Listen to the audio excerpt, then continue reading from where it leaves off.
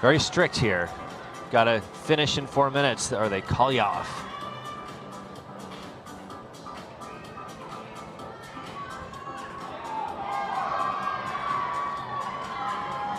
Local crowd favorite Palmer Larson going for his third top. Got his Let's see if he can do it. Going right now. Trying to readjust with 1 foot and 1 hand. That is amazing. Really nicely done.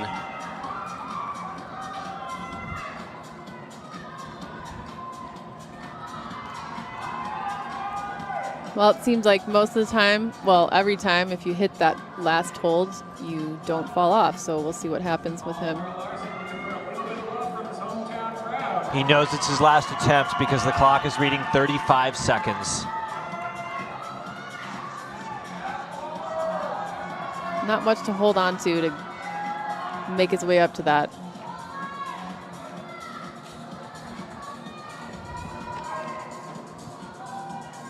He'd better he's getting everything think dialed about in here. He better think about going soon. 14 seconds. It's just got to go. He's got to. Yeah. Nicely done. Wow. So Palmer Larson has tops on 1, 2, and 3. A very pleased crowd.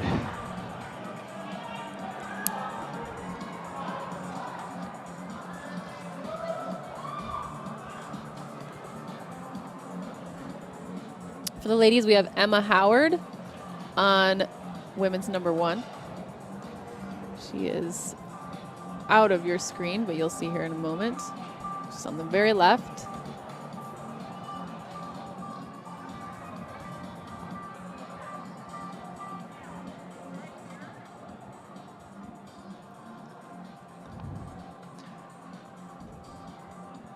Looks like they're doing a little. Yeah, there's actually a brushing break one, yeah, in the schedule here, so they're going to take this round for the men to clean up problem number 1 and then work their way through the entire set of boulders here to clean up the problems for the men. It means we are 31 climbers in for the men so far. And 4 for the women. We're on Emma Howard here. She's 18 from Colorado Springs. She's 5'3", and she climbs at the Sport Climbing Center as well. She's been climbing for 6 years.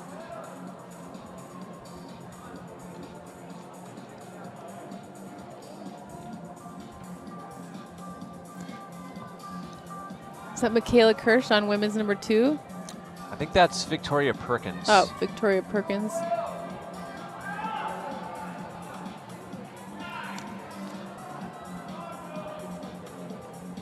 Well, see Victoria in the top left of your screen there, trying to match the finish on women's too. there's not a good left foot. There's not a left foot. Oh. Nicely done. That is Victoria tenuous. Perkins, very nicely done. On women's too, that's 2 tops for her, I believe. That's correct. Setting an early mark for the women. Obviously a lot still to come.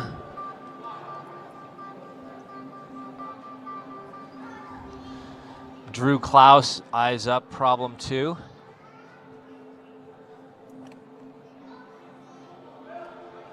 Attention crowd, I want to take a moment to tell you a little bit about the official climbing floor supplier of USA Climbing. That is Flash. Dedicated to their curious approach to innovation, Flash aims to make bouldering gear that propels you to dream and move with confidence. Flash. Is that Ian Dory on men's number 3? Yep. Our American Ninja Warrior here. Let's see. He made quick work of that move.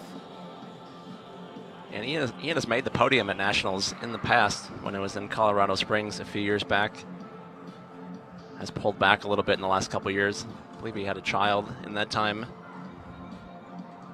Family man and a climber.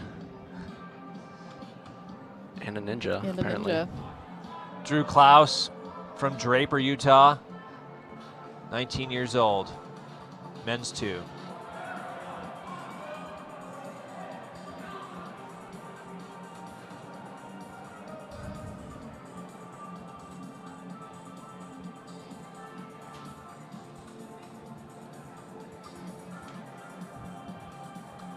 So their scoring is also dependent on how many attempts they give each problem.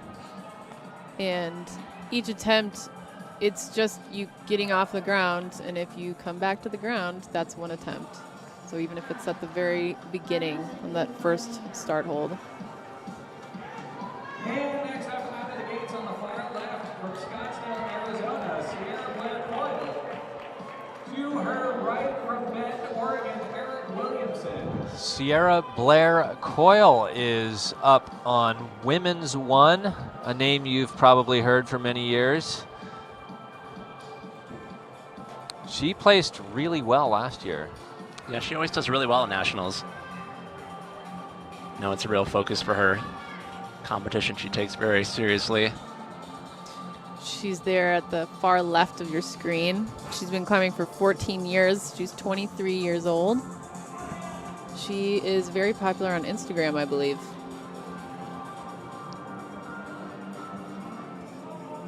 Michaela there in the center of the screen on her first attempt, I think, here on women's 2. Yeah, she made that look easy. Yeah. Her technique is just incredible. It was a cool flash. That's a flash for both 1 and 2 for Michaela.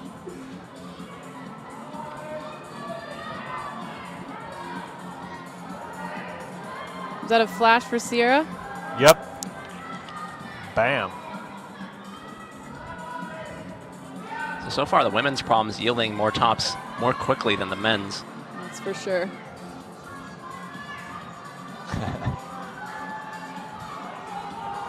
Remember that these competitors have 5 boulder problems to climb on in this qualification round, 4 minutes of climbing and then 4 minutes of rest as they move through each problem. Not very much time at all.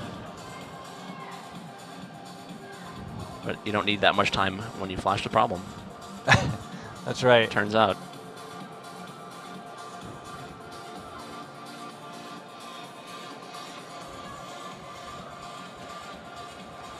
Seats are filling up here. The Salt Palace, slowly but surely. I would expect it to be jam-packed here tomorrow for semis and finals. I've heard some pretty outrageous numbers that they're expecting for finals here. Obviously a huge climbing community in Salt Lake City.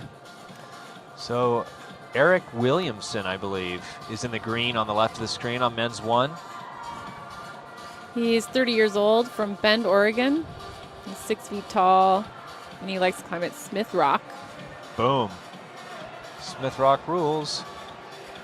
We asked them in the beginning when they register, some highlights of their career in competition, and he says it's been historically bad. No, like really bad, in quotes. So that's kind of funny. I think he's probably exaggerating. From here, from these 183 competitors, we're going to take the top 20 that move on to semifinals tomorrow morning at 10 a.m. Make sure to be here on time because the action will begin then. If you are not I wonder how chalky and slippery those holds are getting. Well, so they did just brush that one. Yeah. And they do have, like Brian said, some planned brush breaks, which is cool. And of course, all of the competitors, as you've seen, do have the option of brushing them by themselves if they want to. So, but yeah, you've got to think that later on in the comp, it's just simply harder to hold on. Yeah. Wade Muhammad Jafari with the top on his third problem off your screen there just a moment ago. And we also had a top on men's 2. I'm not quite sure who that was. Couldn't see from my vantage point here. So it'd have to be Eric Williamson.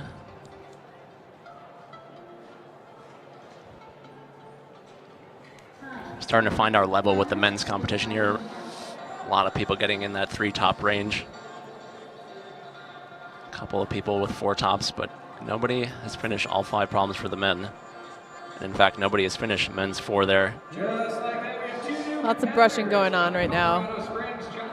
Yeah, and I think when we have 3 tops among so many men, it will come down to attempts and high points. high points first, of course, and then attempts. So on the far left, you have Chauncey Carroll for the women.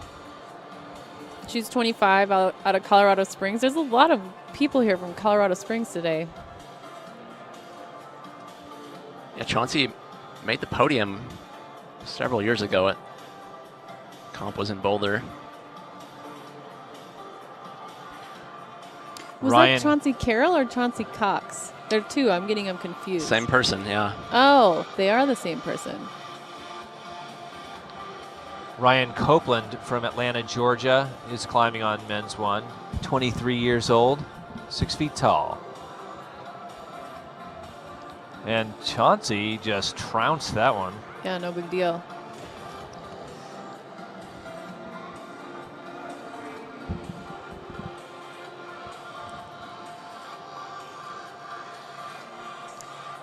I haven't been watching women's number 3. This is interesting. Oh, you can't see it on our screen.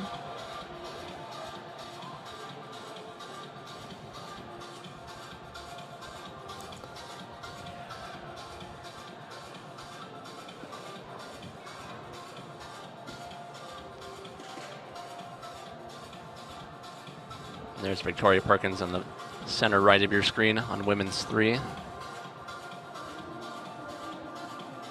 Tricky problem she's about to encounter here.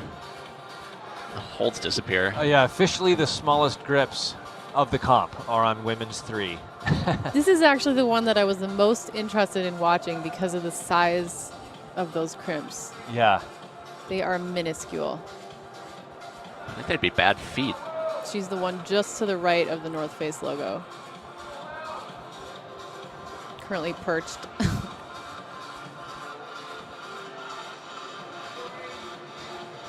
Really time-consuming problem. She's got about 85 seconds left. 85 seconds. Nice. So she's asking if she can grab that left arete, and they said no. You can see that black tape there. It's what indicates that that's out of bounds. That is a tenuous move.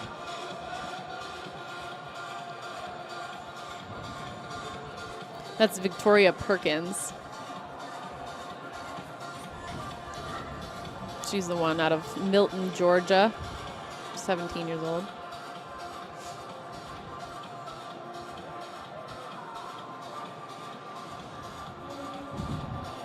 This is Ian Dory that you were just seeing on men's 4. Yeah, men's 4 just has a way of chewing them up and spitting them out. Yeah, by that point, the climbers have been climbing pretty hard for 15 minutes or so. 20 minutes. See if Victoria Perkins can. She's going to have to gun for it here. 5 seconds left. All right, we are just getting underway here. So many climbers still to come. Coming up very soon, Nathaniel Coleman, our defending champion for the men. Do not go anywhere. We will be right back.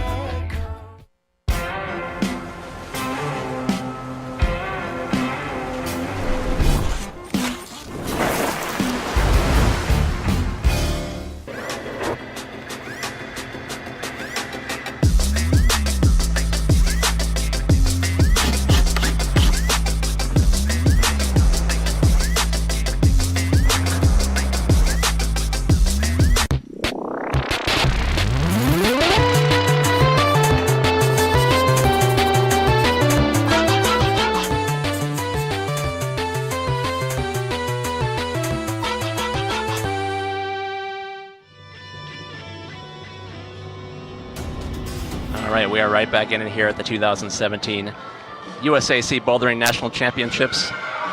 Brian Reynolds, Chris Widener, and Neely Quinn with you all afternoon as we continue through our qualifying round. We just had Kasha Pietras finish women's #1 as we're in that commercial break. Stephen Jeffries out for the men as well. It's cool to see Stephen Jeffrey out here. He's among our oldest competitors at, what is he, 38 years old. He also helped set for Seco Comp, I believe. He's been setting for a while. Local boy, Salt Lake City, Stephen Jeffrey. We also just saw Michaela Kirsch almost top out women's #3. We got Palmer Larson on the far side of the wall finishing men's #5. Really? Really strong round from him. Wow, he finished that one, huh? Nice. I think that's So 4 tops for him, that's right? 4 tops. It is. He's 1, 2, 3, and 5.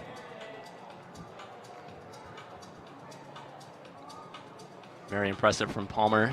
Expect to see him in semifinals tomorrow. got Hannah Hahn in the center, Michaela Kirsch on the left. We saw Michaela near the finish on women's 3, not able to figure out the finish. The hold looks to be upside down, which is always fun. When you're jumping to it. There's about a minute left for the competitors in this round. Michaela has flashed both 1 and 2, just working on #3. And yeah, it is in fact a very time-consuming problem. There's only 50 seconds left for Michaela here. I feel like this is only her Perched like a second try. kitty. Yeah. Meow. Oh. And that's probably going to be it for Michaela Kirsch on women's #3. Yeah, it's a bummer.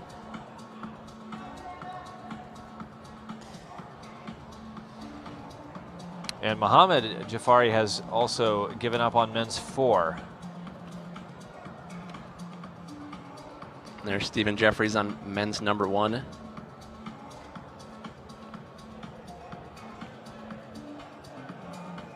Stephen always a character to talk to at these comps. He's a Salt Lake City guy.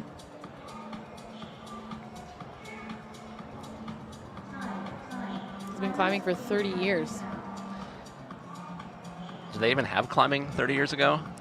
Come on now. Barely. Next up for the guys from across the pond in the UK, Alex Waterhouse. And Alex's left, we have Georgia Banks from Brooklyn, New York. Alex Waterhouse is stepping up to men's #1. Living in the East but from the UK. He is one of our few foreign nationals who will not be able to be ranked necessarily, but He can We'll still see. take home that money. he could still take home the money. That's right. And really, that's what it comes down to, doesn't it, Brian? That's right, Chris. So,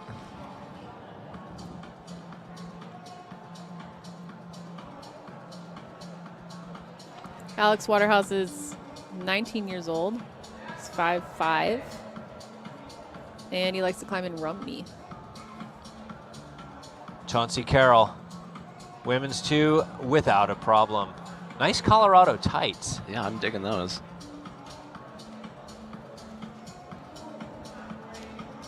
Love the state spirit.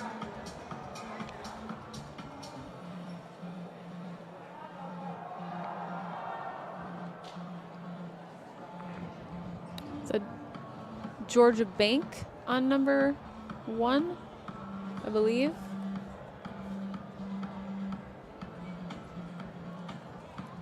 The first problem is not seeming to be much of a problem for the women.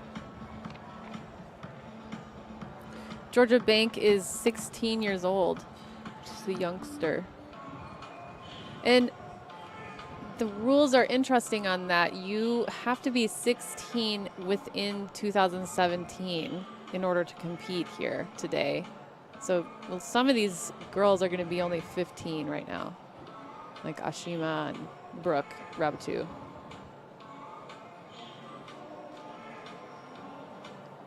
That's right, Neil, and it all goes toward the goal of the competition, which is to select the U.S. national team for bouldering so that these competitors can compete on the World Cup circuit. And one of the criteria for that is that you are 16 years of age.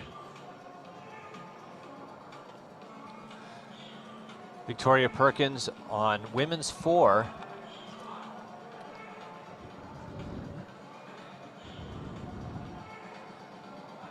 Yeah, this is a really fun looking problem. Yeah, it's also a complicated problem. I mean, 4 minutes suddenly does not seem like that much time. I mean, they have, what, a couple attempts. Yeah, she's only got a minute left.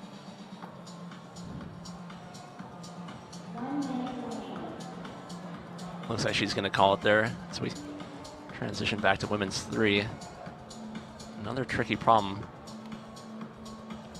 It's got to be a little jarring after the first 2 problems are kind of easy, it looks like, for some of the women, and then to get to these third and fourth boulders, they really turn on the heat. That's Emma Howard right there, number 4. She's on women's number 3, contemplating her next move.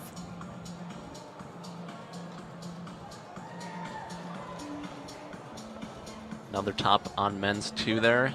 Ryan Copeland.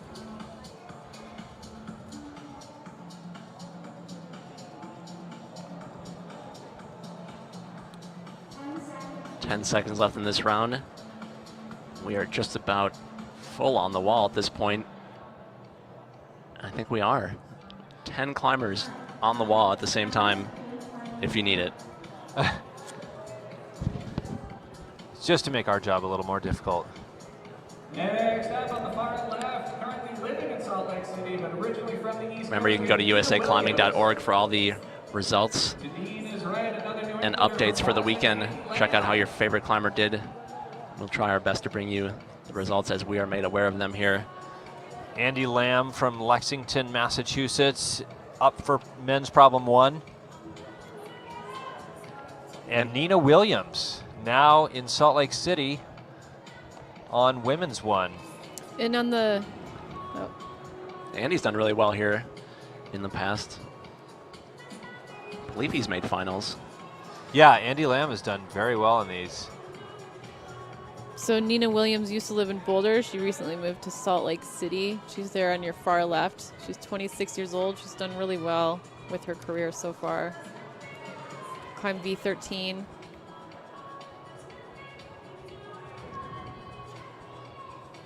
See Kasha swooping into the picture there on her second problem. On her way to an easy top flash for Kasha Beatrice. Ditto for Nina and Andy Lamb there. Yeah, both. A flash and a flash.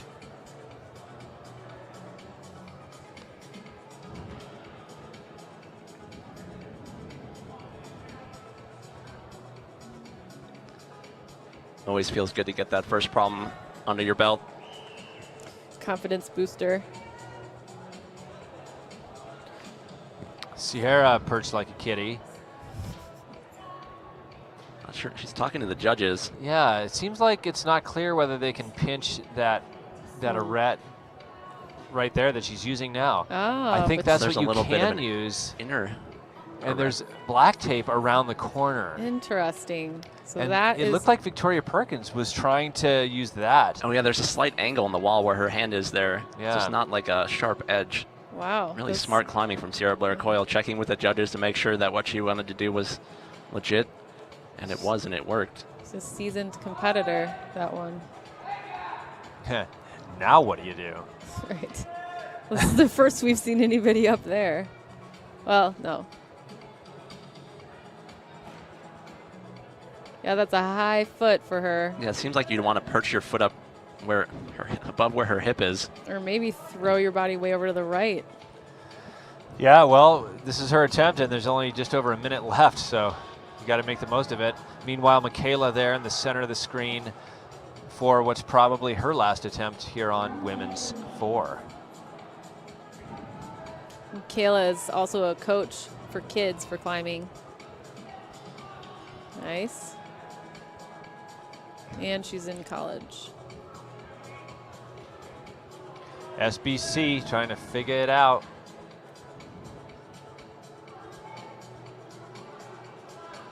High point on 4 here for Michaela. Oh, Oh, Sierra just got her foot way up.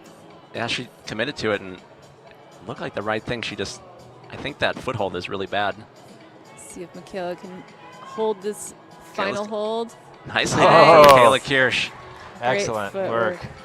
3 tops for Michaela out of 4. Looking promising for her. Absolutely. Trying to be one of our 20 competitors to make it into the semifinals tomorrow. The odds are so much better for her than any of the guys. And stepping up for the men is last year's champion, Nathaniel Coleman. Excited to see what he has to bring to the table here, especially on that unclimbed men's number 4. Nathaniel Coleman has been a very consistent competitor in both roped and bouldering competitions. Unfortunately, I heard that he has a finger injury, so I don't know how much that's going to affect him, but It's really not what you want coming into a big competition like this. I mean, that goes without saying, but I'm excited that he's here and Yeah. really hoping that he can give a title defense his maximum effort here. He's 20 years old from Utah.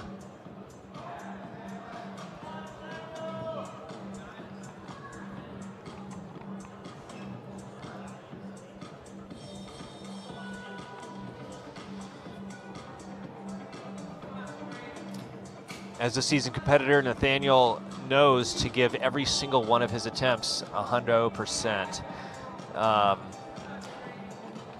Often you'll see the competitors who've been around for a while take even more time than usual to look at the problems first. Those crucial first 30 to 60 seconds of staring down the problem can really make the difference. on women's number 1, we have Maddie Morris.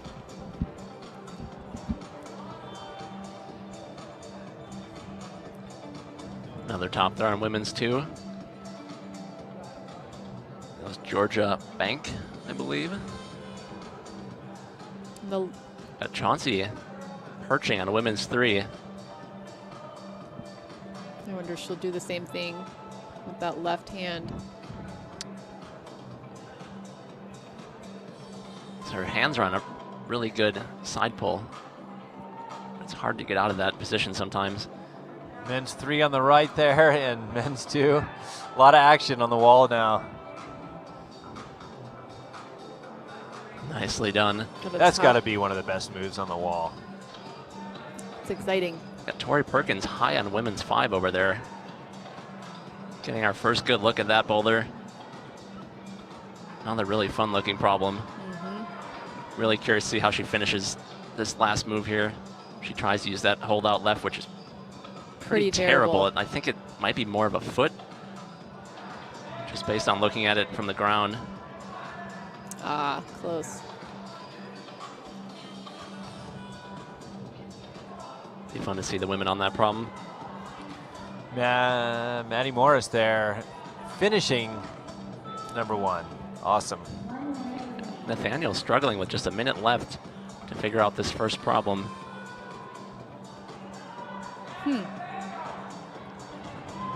That's a little bit of a surprise.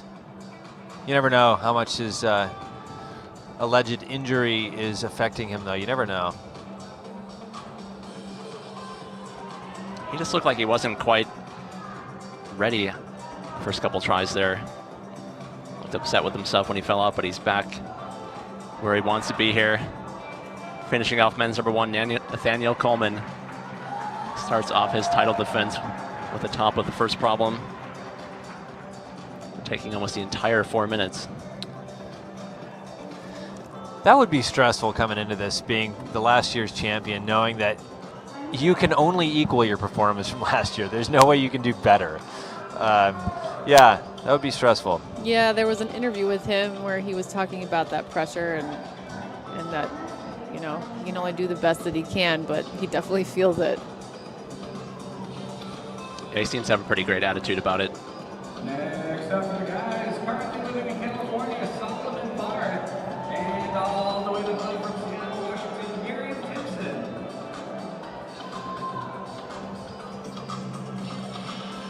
Solomon Barth up for the men. He's been around quite a bit.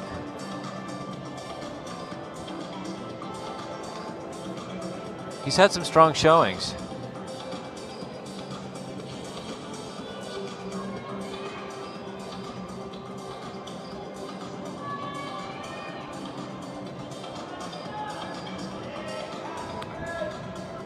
See Kasha Pietras, Sierra Blair Coyle climbing there on the left side of the wall. And Michaela Kirsch on the right. Kasha is a V12 climber outside. She runs the Tennessee Bouldering Authority in Chattanooga. It's a climbing gym.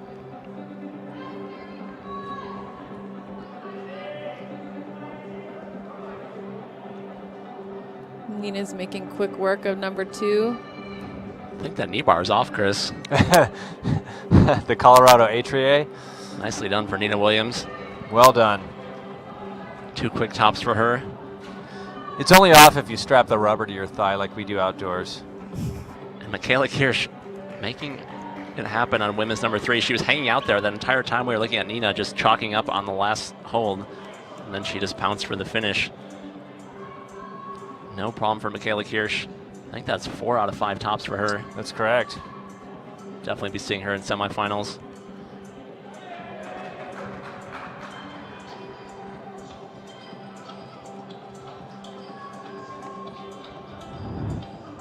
Got Kasha there on the left side of your screen. She's on her knee on this hold. Sierra Blair Coyle for women's 4. May only have time for 1 good attempt left. There's still 1:40 on the clock, but this problem seems to take quite a while to climb. We have Miriam Timpson on the left there on women's 1 from Seattle, Washington. And Sierra may decide to give it another go. We'll see.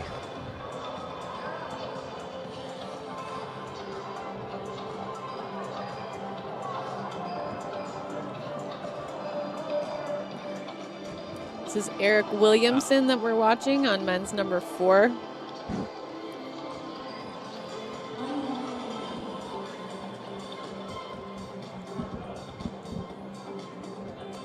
He's from Bend, 30 years old.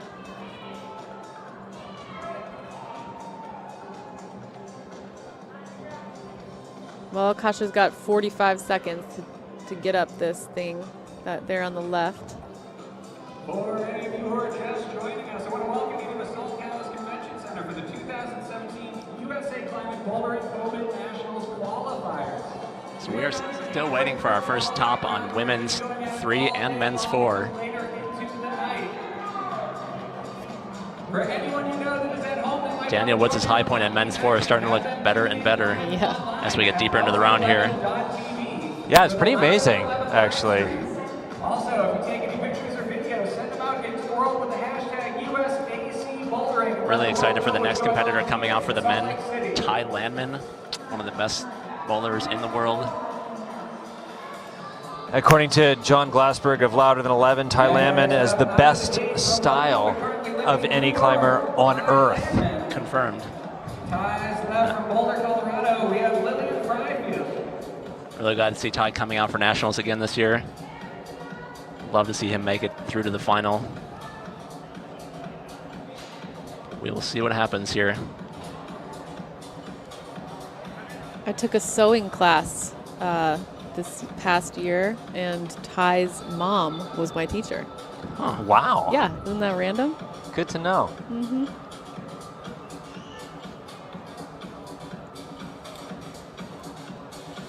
He lived for a while. Actually, I don't know where he lives right now. Is he in England, or he was for a while?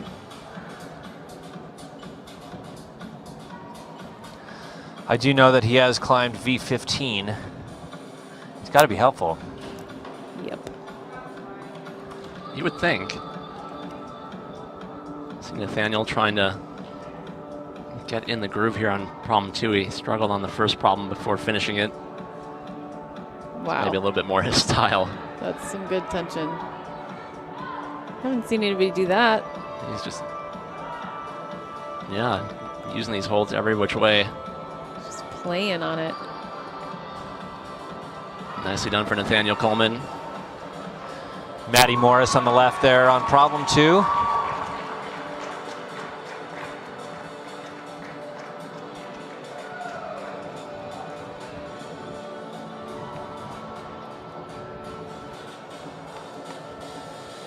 Two tops for Maddie.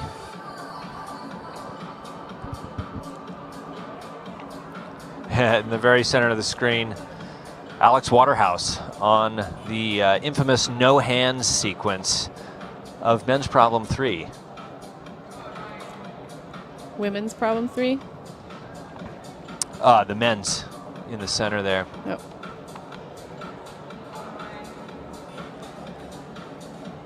Oh, and he's our first competitor who actually fully missed the jug. Wow, it was a leap and a miss. He was above the hold, actually. Well, now we know it's possible to fall there. See Ty recovering nicely on the first problem. We've seen a lot of competitors struggle on that first sequence and then sort it out, get to the top. Was that a flash? That was not a flash? No, he That definitely was not fell a flash. on his first attempt.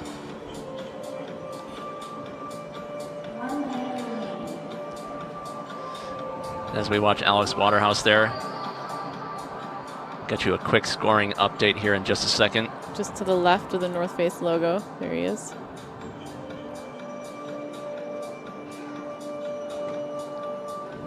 See if he can recover from that.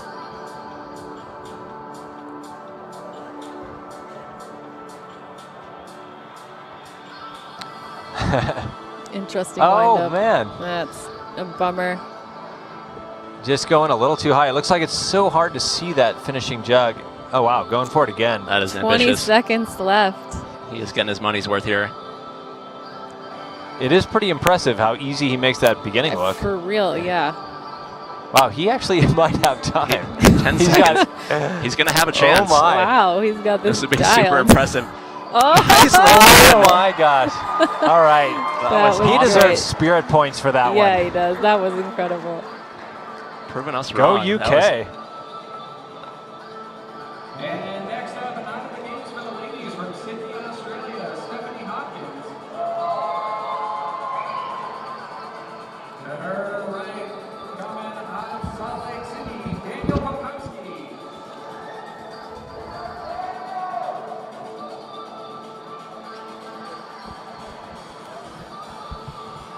So coming up for the men, we have Daniel Popowski. He's from Moncton, Maryland. 21 years old.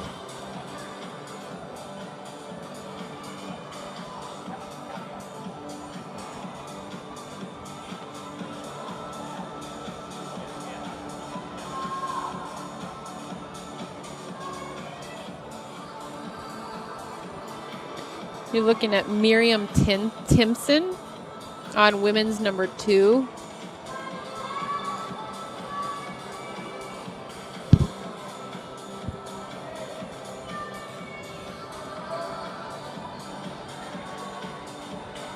Solomon Barth there, center right in the red shirt. Men's 2. Making quick work.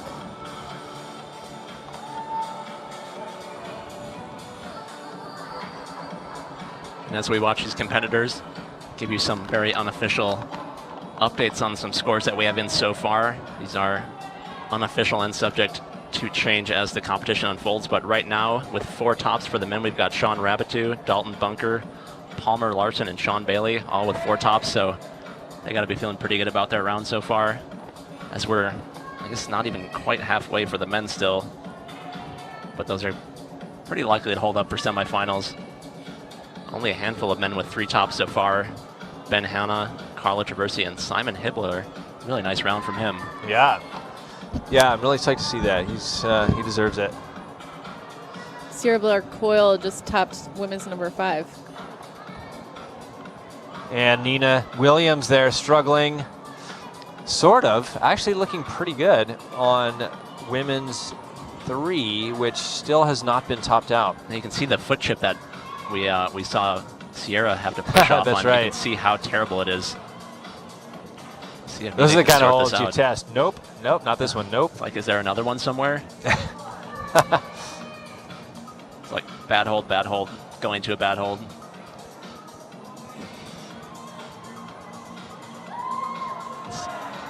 Got good tension with her left arm there, though. Oh, nice effort by Nina Williams. Wow, yeah. She was super strong on the left arm, which helped her get up to that finish hold, but it seems curious how you're supposed to grab that. Also, that's a sweet shirt.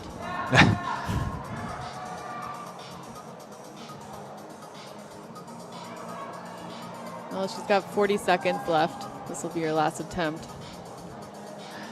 Kasia Pietras there, just left of center, trying women's 4. Michaela topped that one out. I'm not sure anyone else has.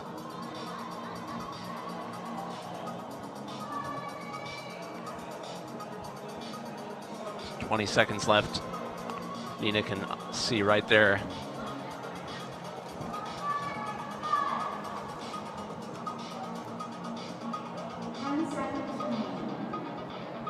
She's gonna have to get going if she's gonna try and match. I think she realizes that she's in a bad spot right now. That's it for Time's Nina up. Williams. As soon as the clock goes to 0, you're done climbing. Next up for the guys at Newport Beach, California, Jordan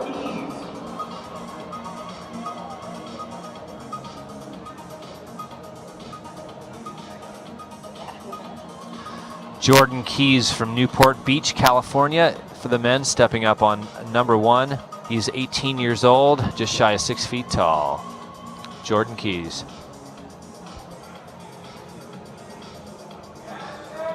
And as these competitors get this round started, we're going to remind you how the competitors are scored this weekend.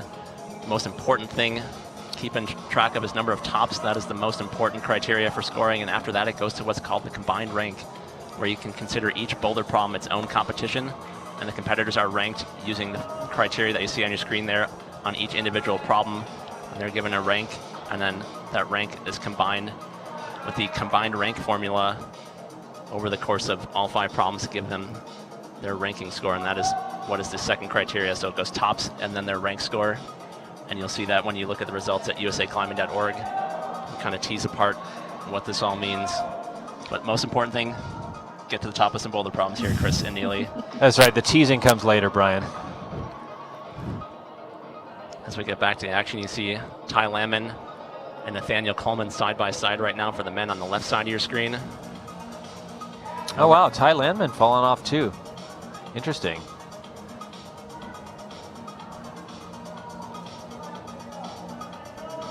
I do like his skinny jeans. That's Nathaniel Coleman. No problem. So 3 tops for Nathaniel Coleman. He's going to want to get one more just to be sure.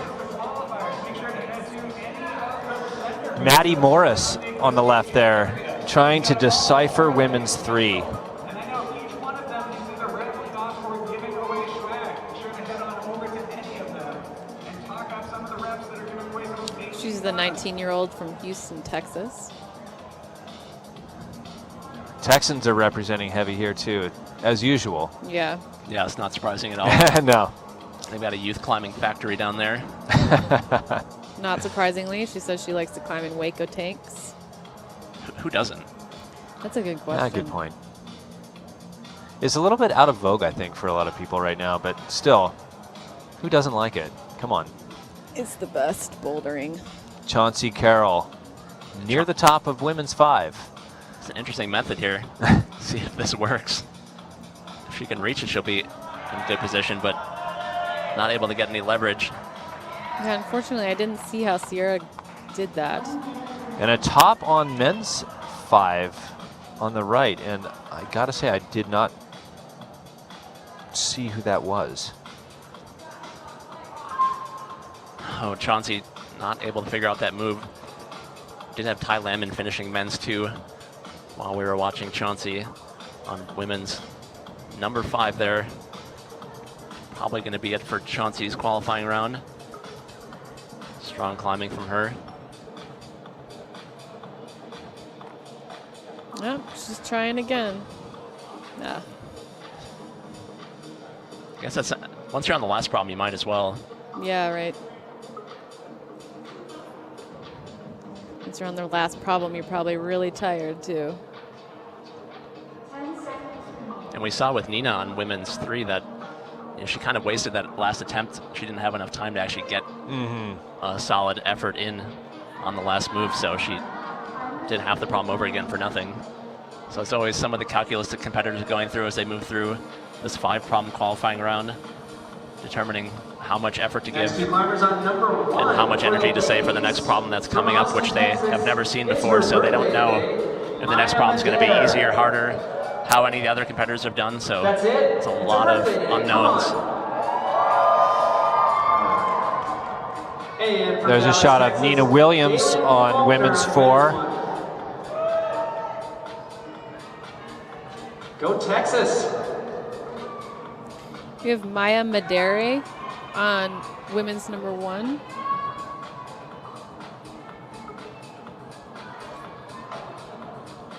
And Nina on women's 3, 4.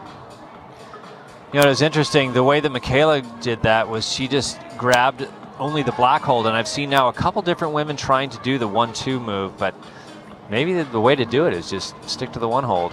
Yeah, I think they're almost overreading the sequence. Yeah. Yep. And Maya Madere had a quick flash of women's 1. No problem for her. 18 years old from Austin, Texas. No stranger to comps. We've seen her name in the top few women climbers for sure. And there it is. Nina did it the way Michaela did. Yeah, the hold that Nina's on is actually pretty good. It's pretty in-cut. Now she's trying to get weird out there. That did not work. Well, it's so interesting because so often with these problems, weirdness is the answer. Yeah. Yeah, it's kind of become the prevailing style on a lot of these boulder problems, especially on the World Cup circuit internationally, because the competitors have gotten so good that you can't just put holds up the wall and let them pull on it because it's too easy for them. Too easy, yeah, you bro. gotta make them hang by their toes or something. And she has less than half of the time left. Looks pumpy. Miriam Timpson is on women's number 3. Yeah, it's funny too. She's only a couple feet off the ground, but she's already been climbing for 2 minutes.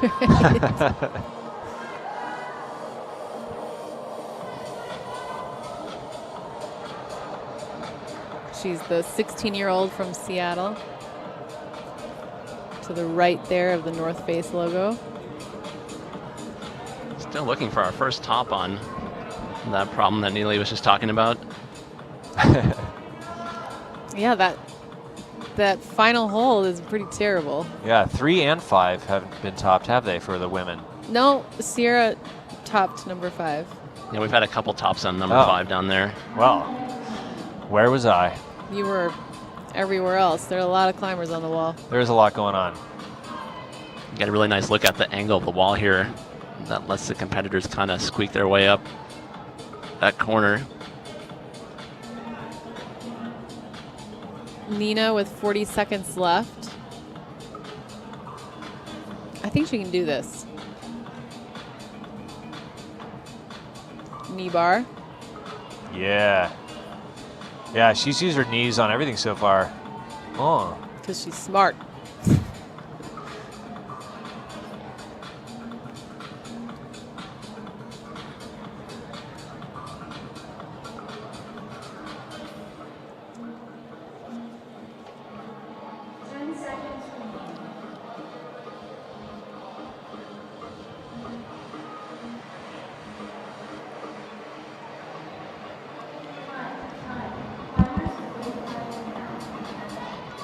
Not too long from now, we're going to see Margot Hayes, Crusher, coming up for the women. The kids in the crowd are pretty psyched for Nathaniel Coleman. Kevin Parker. Or at least a kid. And female 1, Janelle Thurnauer. Let's see if Nathaniel Coleman can unlock this men's 4th problem.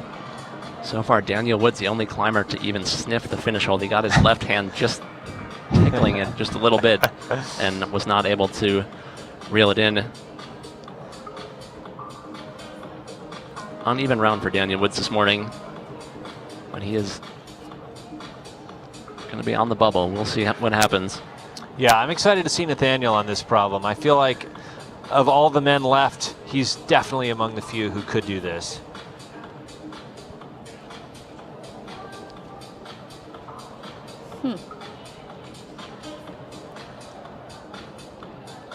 It's not going to count that one.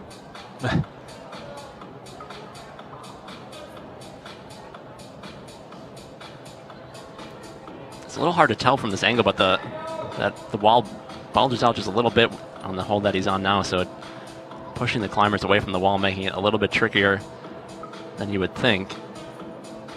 And then it just gets really steep. Probably not the best problem in the world if you have a finger injury. Yeah. But he doesn't seem to be in any discomfort or anything like that. He just... I don't even see any tape. Not quite the juice that you would expect from Nathaniel Coleman.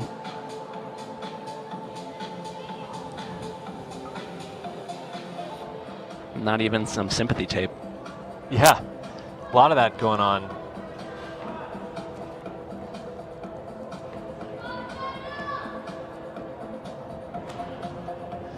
With less than half his time left, Nathaniel is really apparently investing a lot into his next attempt. I mean, he's resting, he's brushing. He's not going to have time for more than 1 or 2. That was Maddie Morris. On women's 4, didn't quite stick that.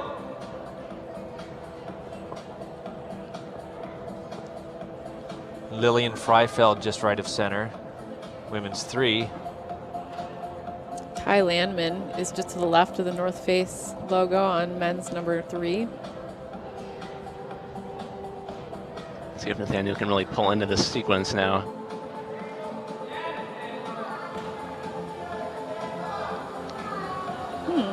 He looks tired. I think that's going to be it for Nathaniel Coleman on men's number 4. Not a huge loss since so many men have tried and failed. We'll see, though, because he didn't get very high. Yeah, he does have 1, 2, and 3 under him, though. It looks like he is going to give it one more try.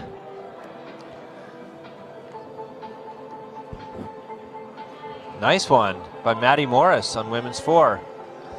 Seen some pretty strong jumping on that problem. Just over 30 seconds left on the clock. This is got to be feeling the pressure here. Oh, You can see loses her grip. Lillian Freefeld to the left there on women's number 3.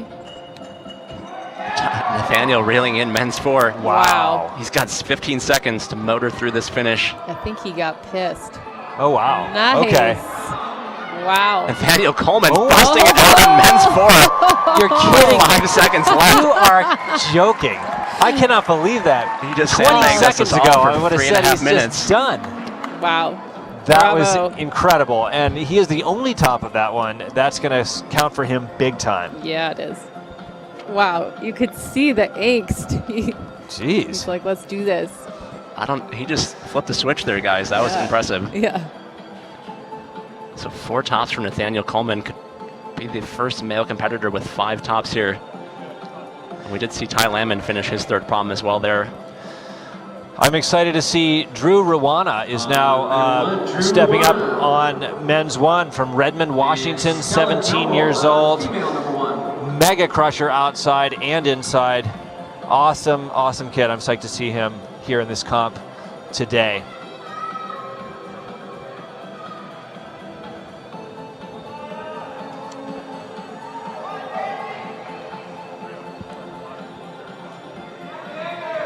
Nina Williams on women's number 5. She's making it look pretty easy. She does well on slopers.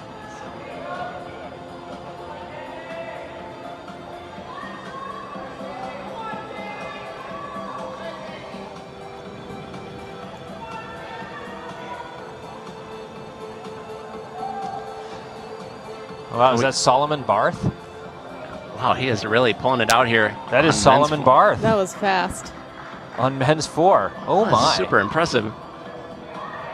Wow, back-to-back sends of Did he just flash that? men's number 4. Oh my Wow, goodness. Send train. Wow, that just came out of nowhere. Has he done all 4? No sends in the first 36 male climbers, and then 2 back-to-back Huh. for Nathaniel Coleman and Solomon Barth. That was awesome. The mental barrier has been broken. And that probably did help that he was sitting there when Nathaniel did it. Yeah, he That knew he- it was possible. Yeah, It's it's, like, oh, it's maybe actually everyone's done it. It's hard to overstate how important that mental advantage is. Certainly Ty sitting there as well now knows Yeah. that Solomon's sitting there with his shoes off means that he's finished the boulder. Seems like Ty has been struggling a little more than I'd expect. I would agree, Chris.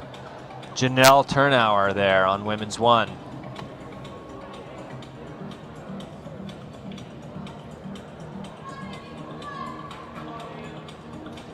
Yeah, men's 4 is about to get downgraded by the chat room. Janelle here is 31 years old, out of Golden, Colorado. She's 5 feet tall. So am I. I understand her pain. She looks to be doing super well. She climbs out of Earth Treks. She's only been climbing for 4 years. Here's Nina again on women's 5. Nina's a V14 climber. We've seen a lot of different people, a lot of different approaches contemplated here, but only a couple actually work. This would be a new one. Oh yeah, that might. Come on, Nina. It's almost like that holdout there is kind of suckering some of the women into thinking that they need to use it.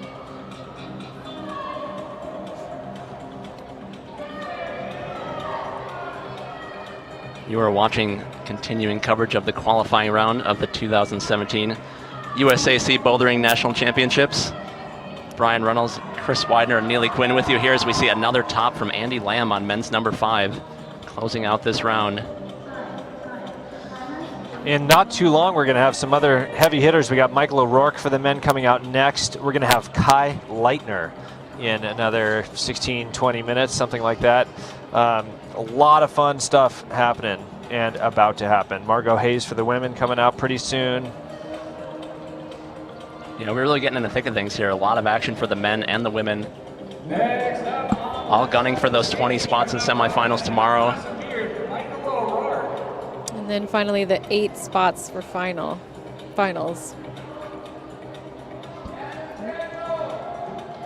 6 spots for finals. What am I talking about?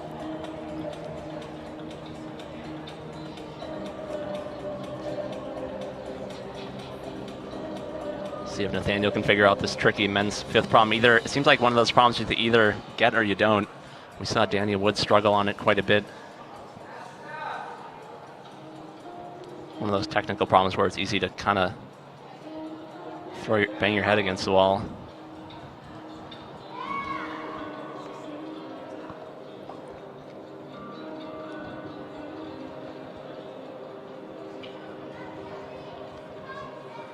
Yeah, it kind of goes quickly, the time here for each competitor as they're just going from problem to problem, knowing that unless they do really well, I mean, this is it. They travel to Salt Lake City for a really short bouldering session, unless they make it on. So, yeah, it's really meaningful for all of these athletes here. They really want to make this happen, and you can see it in their faces.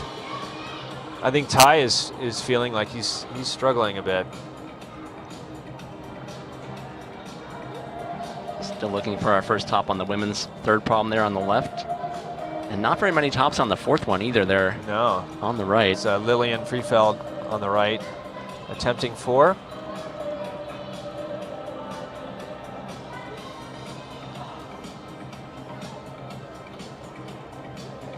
And Is that Miriam Timpson on number 3? I think we have Stephanie Hopkins Oh, there it on is. women's 3. Couldn't see your number of Stephanie Yeah, the Hopkins. chalk bag was getting in our way. You can see see her there to the right of the North Face logo.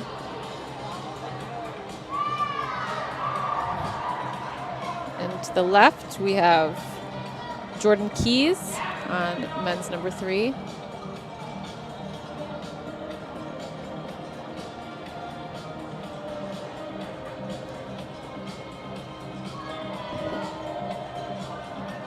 He's the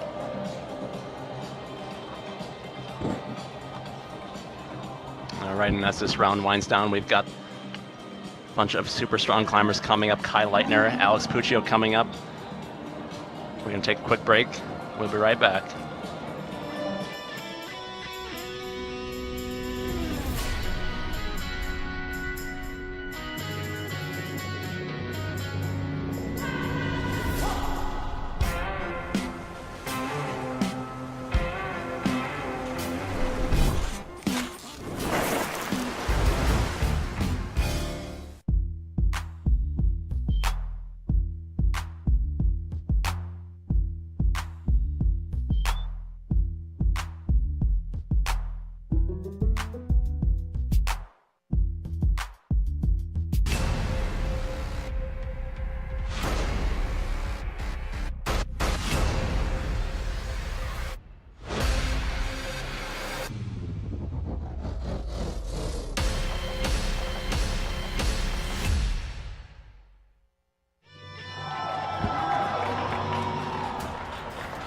Back at the Salt Palace here in Salt Lake City with the 2017 USAC Bouldering National Championships qualifying round.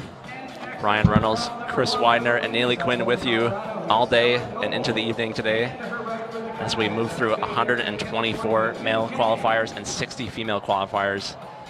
Guys, we are almost halfway through for the men, but not even close. No, we're not even past the first page. There's that much excitement left in the day, Brian. I can't believe this. This is great. Well, we just had some excitement with Nathaniel Coleman. He just topped out number 5, which makes 5 tops for him. Wow. That's amazing. Yeah. That is, the only person for 5. I wonder if Solomon Barth is going to be able to follow that one up and get the 5th top as well. Yeah, that was a pretty sick sequence there. Nobody had sent men's 4 in the first 3 hours we've been here.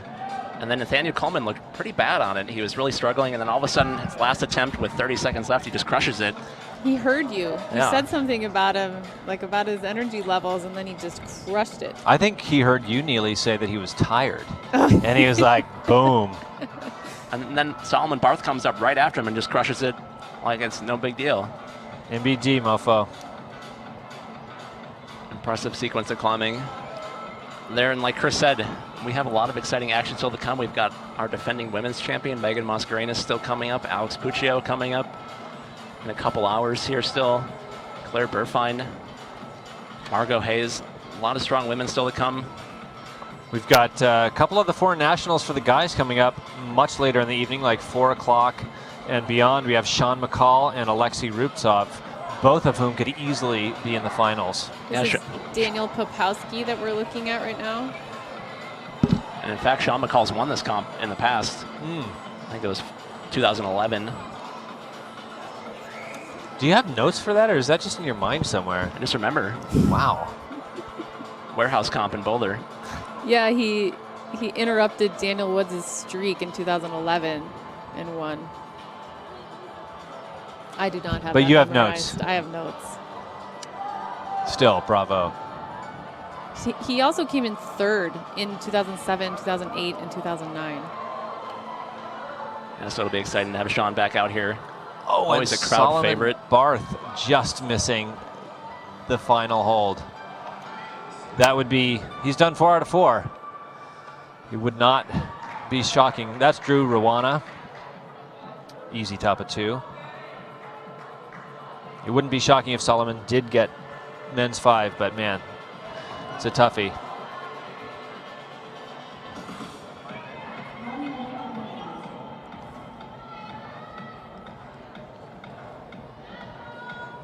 See Solomon checking the clock. The competitors have 4 minutes to climb, and then they are done. No overtime in qualifiers or semifinals. Gotta save that for finals tomorrow night.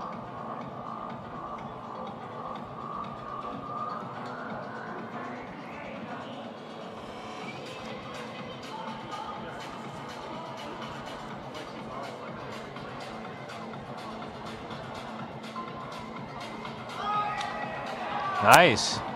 Is that Andy Lamb? That's Daniel Popowski. That's Daniel Popowski. Okay. That was strong. And on the right there, I believe that's Solomon Barth. Solomon Barth with 2 seconds left. Oh! Oh, no. So close. Would have been really tough to match there, but still a good score for Solomon Barth. And 4 tops is going to be more than enough for him to make the semifinals tomorrow. Really impressive round from him. You know, it's interesting as I'm looking back on the tops here, like Carlo only got 3 tops. Daniel Woods only got 2 tops. Yeah, we're starting to see the round shake out a little bit more. When Daniel and Carlo came out, we hadn't seen a lot of competitors yet for the men, so we weren't quite sure where the level was going to be, but we're seeing that 4 tops is kind of a really strong performance. 3 is pretty good, and 2 is going to be You're close. not going to get to semifinals with 2 tops, are you? I think it'll be close. It's going to be close. I mean, like there's 70 climbers still to go, so Yeah. that would be a big shocking surprise if Daniel was to not make semifinals. But out of the people right now in the unofficial scores with 2 tops, he has the highest score based on the strength of his performance on problem number 4. But we'll see how that shakes out. The scoring system really is fluid. We're seeing Michael O'Rourke here on men's number 2. Such a signature style of shouldery strength. First time I've seen his beard, but man, Me I'll too. never forget those muscles. I remember when he was a kid. When did he get a beard? He might have I bought don't, it. I don't know, happens. Happens sometimes. He lives in Boulder. He's 21 years old.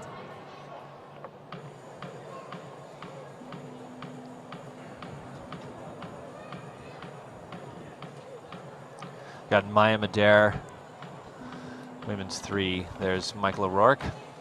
He's originally from Chicago. Yeah, Michael grew up climbing in the Midwest, same gyms I was at. Really fun to watch him grow up over the years. He's been crushing it at comps for a long time. In the middle of the qualifying round of the 2017 USA Climbing Bouldering Open Nationals. He's climbed V14 outside. Stop here. We will be going around it all day long until about At least. 8:30 tonight with the qualifying Feet always optional with Michael O'Rourke. will kick off. He's climbed V15 outside, actually. Move on to the semifinal round starting at 10 a.m.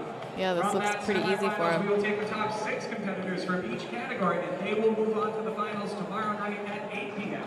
You can catch the whole thing live online at lt11.tv, or since you're already here, make sure that you come back and watch the whole thing in person. You will not want to miss any of it. Kai Leitner sighting.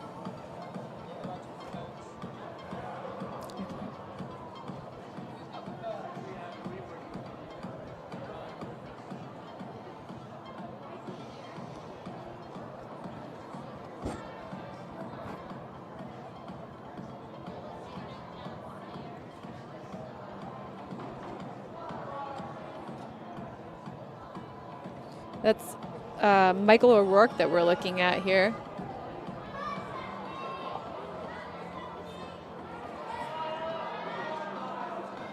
He's gotten tops of 1 and 2. Ah, No problem. I like the feathered chalk marks of the fingers on that wall. the contemplation marks.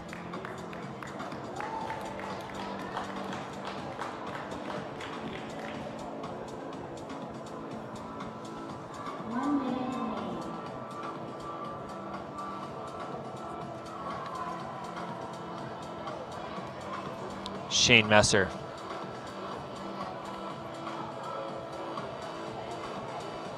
Denise Lopez having sort of a hard time on women's number 1.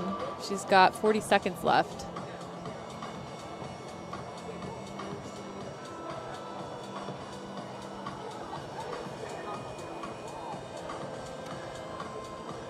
In less than 30 seconds, we're going to have Kai Leitner entering the stage. Certainly one of the men to watch out for. He's 16 years old from Fayetteville, North Carolina.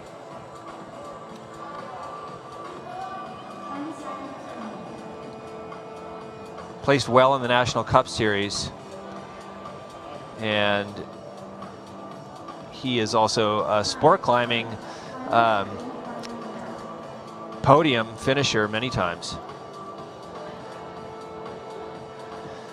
We also have Margot Hayes out for the women, and Margot Hayes, another favorite. She's our current sport climbing champion. She's been spending time in France this year, but back for this competition, and she is another who will likely be in the finals. Got two of the best talent on the wall right now. Margot Hayes on the left and Kai Leitner on the right. Margot's 18. She'll be 19 very soon. She's from Team ABC. She grew up in Boulder. She's 5'5". She got the gold medals in lead, bouldering, and combined at World Youth Championships in China last year. She's making quick work of this number one. She was first in the Sport Climbing Championship last year. I think Chris just said that. Second in 2015. And fourth in bouldering in 2014. She's been doing this for a while.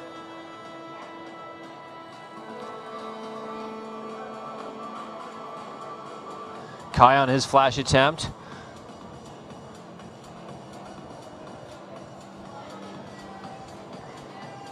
Oh, interesting. Lost his foot there, and that set him off. Otherwise, making it look easy. I think he had a really bad back injury last year. I think he's recovered from that.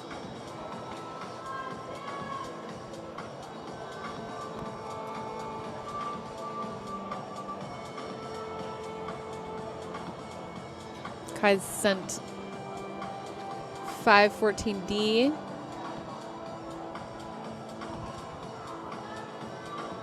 Stella Noble on the left of the screen there. Women's 3. Only been climbed once to the top by Maya Madera earlier.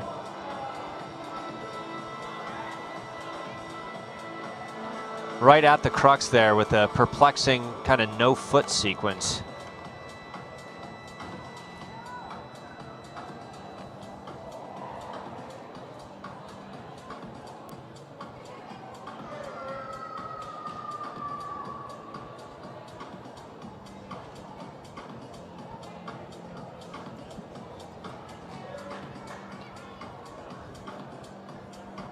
That's exactly what Maya Madera ended up doing. He's getting that right foot super high. Let's see what Stella comes up with.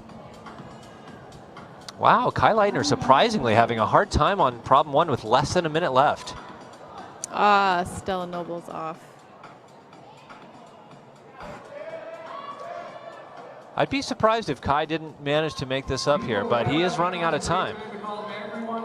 45 seconds. Come on, Kai. See it.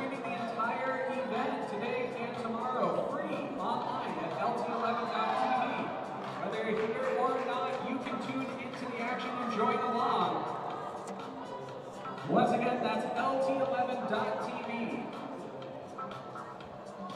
There he goes. Better hurry it up there. 15 seconds to go for Kai Leitner.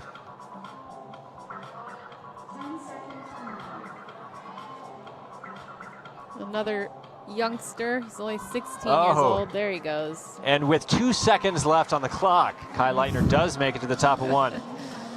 Good for him. Might be having a Ty Lamon repeat here. Getting the job done, but having to take quite a bit of energy.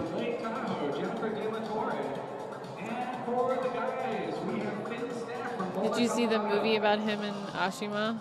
Yeah. It was pretty good. That was awesome. It's cute. His mom, that was my favorite quote, I think, of any climbing movie. She was like, so I'm his belay bitch, his chauffeur, and his ATM. There you go. Love it. So up next we have Jennifer De La Torre. And that's Finn Stack for the guys on the right. Boulder, Colorado. 17 years old and 5'1".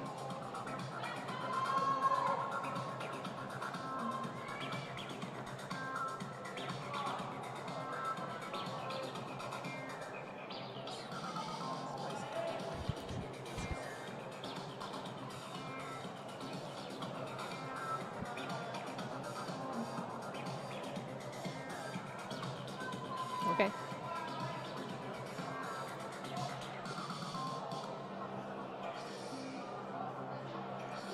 Michael O'Rourke there on men's 4.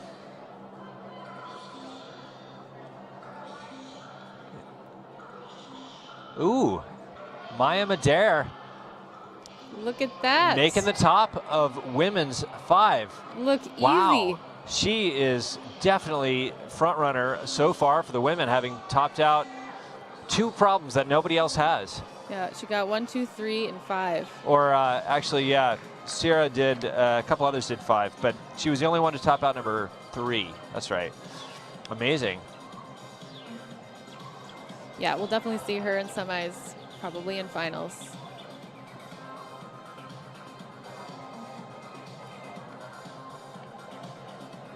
Brian Anthony's men's 2.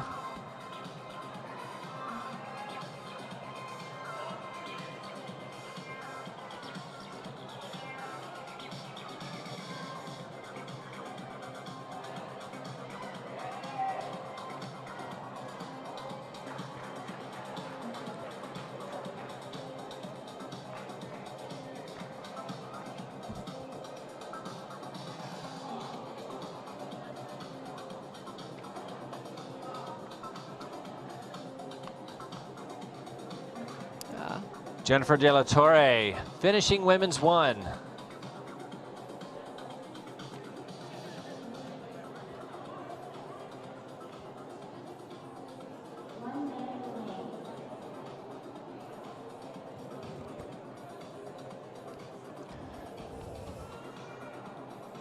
Little brushing break here for at least one of the problems.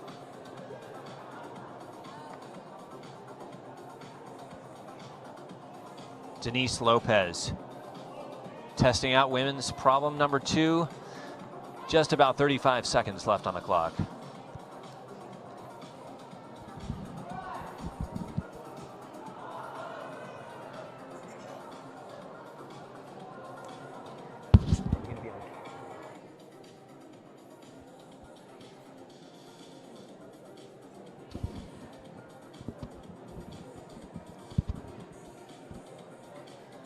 All right, just 10 seconds left for this round. And we have Nathaniel Coleman has joined us in the booth right now. Welcome, Nathaniel. Thank you. Hello, everybody. Yeah, it's great to have you here. You are our defending champion from last year. It appeared like you were off to a little bit of a slow start, to be honest, but it turns out you topped out every single problem. And yeah, and you're the only guy to do so far. Tell us a little bit about how it went and how it felt. Yeah, I agree with you. After the first problem, I was a little bit bummed. My finger was hurting a little bit more than usual, but then, luckily, thank God, the route setters threw kind of like an easier slopey boulder for the second one, and then my finger felt great. Nice. Just needed some slopers. Yeah, from then I was just on a roll. I was lucky enough to flash number 3, which is kind of, it's tedious. You're always on the edge of falling off, and from there it was just momentum.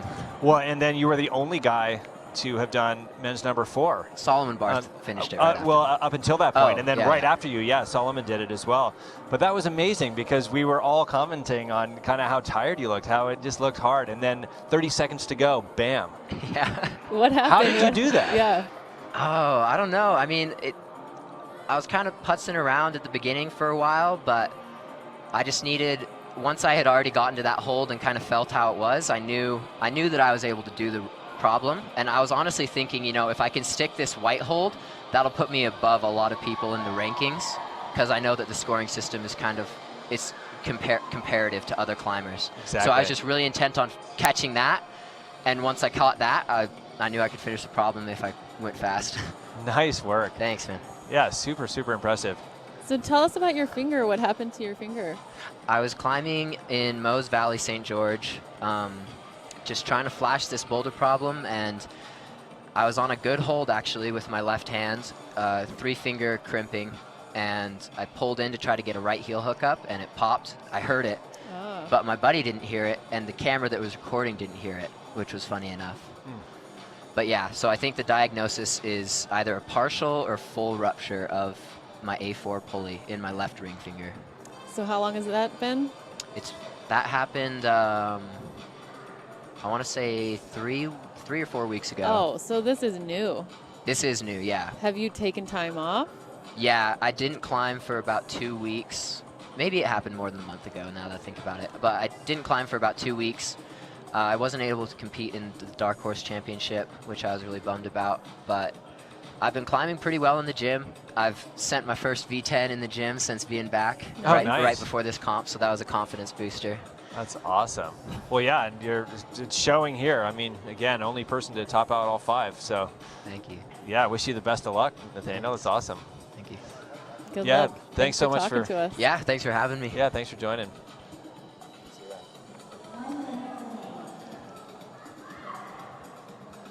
Well, that was a treat.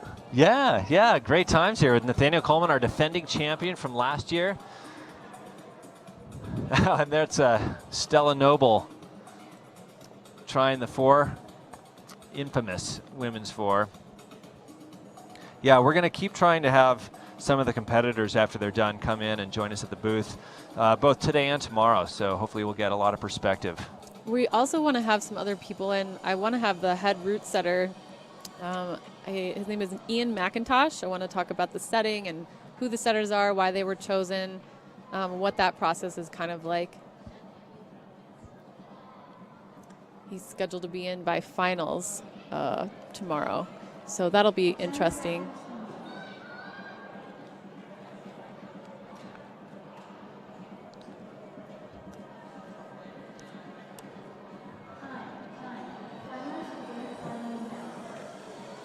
And now stepping up to problem number 1 from Richmond, Virginia, Matt Laundry.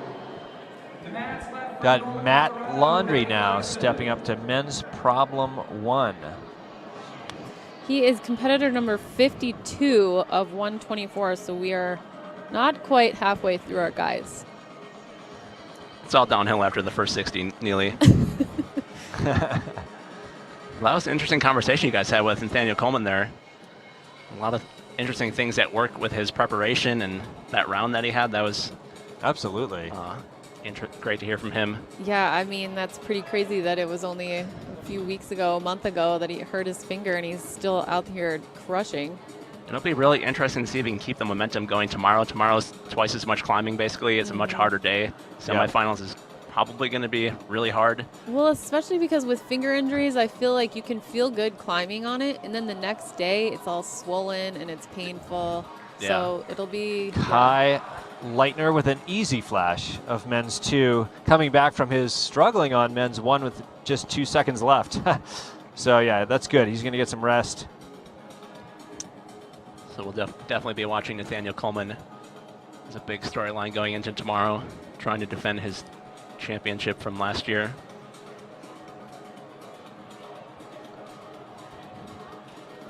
So right there we have Madison Larson on women's number 1. She's got some long arms.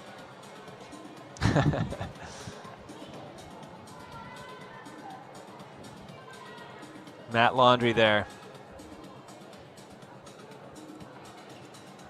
Madison, Zoe Steinberg on women's 4. Nice, sticking that move. She's tried a couple times and fallen. She's got just under 2 minutes. Zoe is a 20-year-old from Philadelphia. She's at Temple University. She's 5'4".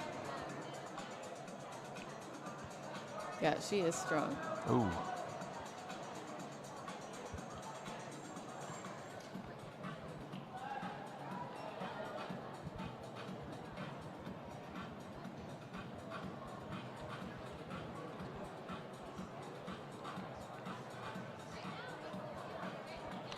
It's been a really entertaining set of problems to watch here during qualifiers today.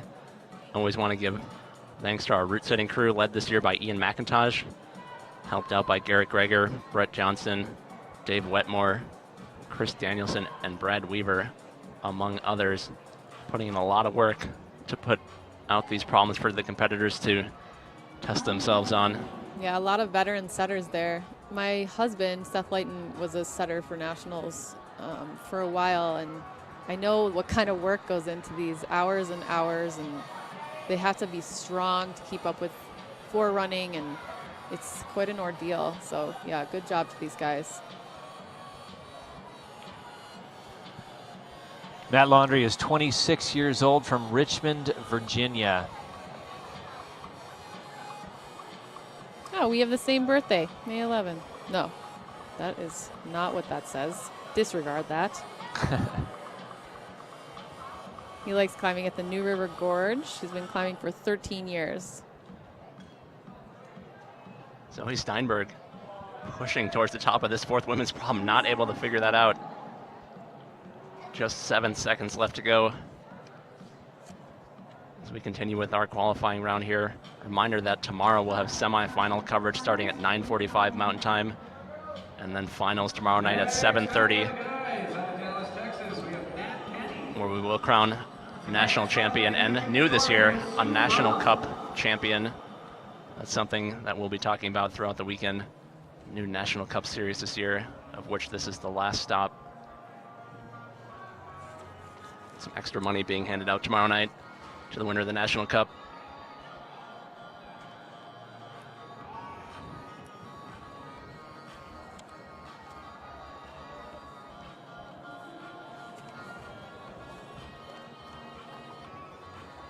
Stella Noble there. Excuse me, Margot Hayes. Margot Hayes, women's 3.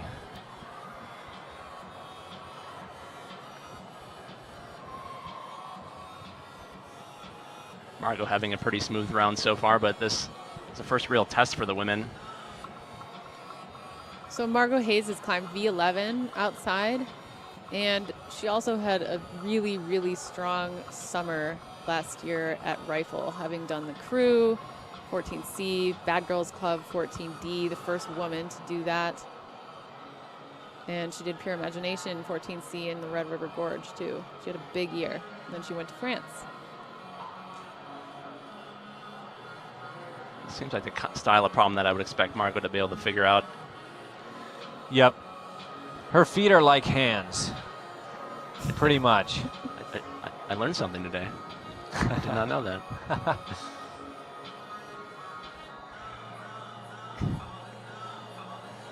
It's a little bit of a recurring theme with a lot of these competitors who are, barely 20 years old, not even some of them, but they've been competing for, in some cases, over a decade. They've got tons of experience in competitions like this. They're used to figuring out tricky sequences in a short amount of time.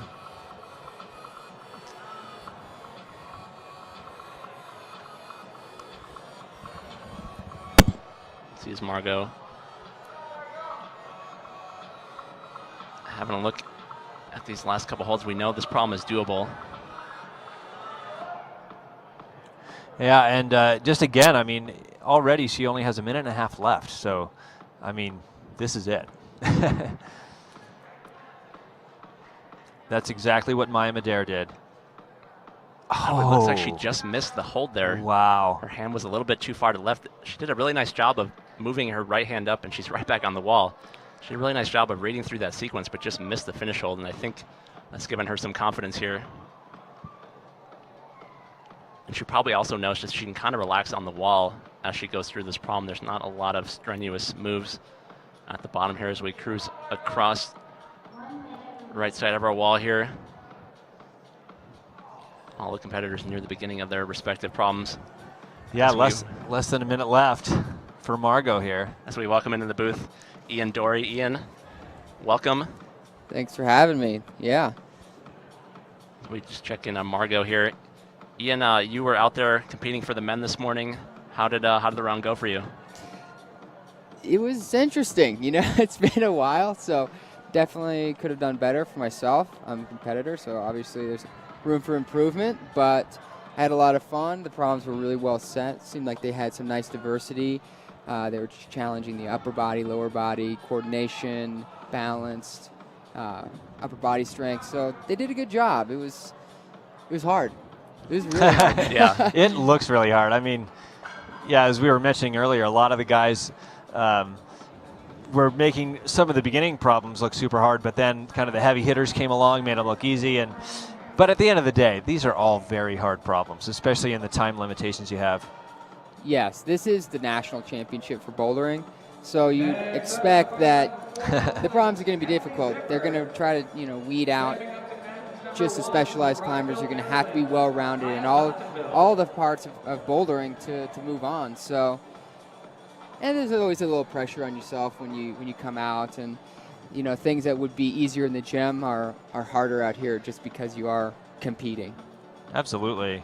Yeah, and the on-site format sure adds a lot of difficulty to it as well. Yeah, on-siting the boulder problems is definitely challenging. I mean, 4 minutes is just not a lot of time.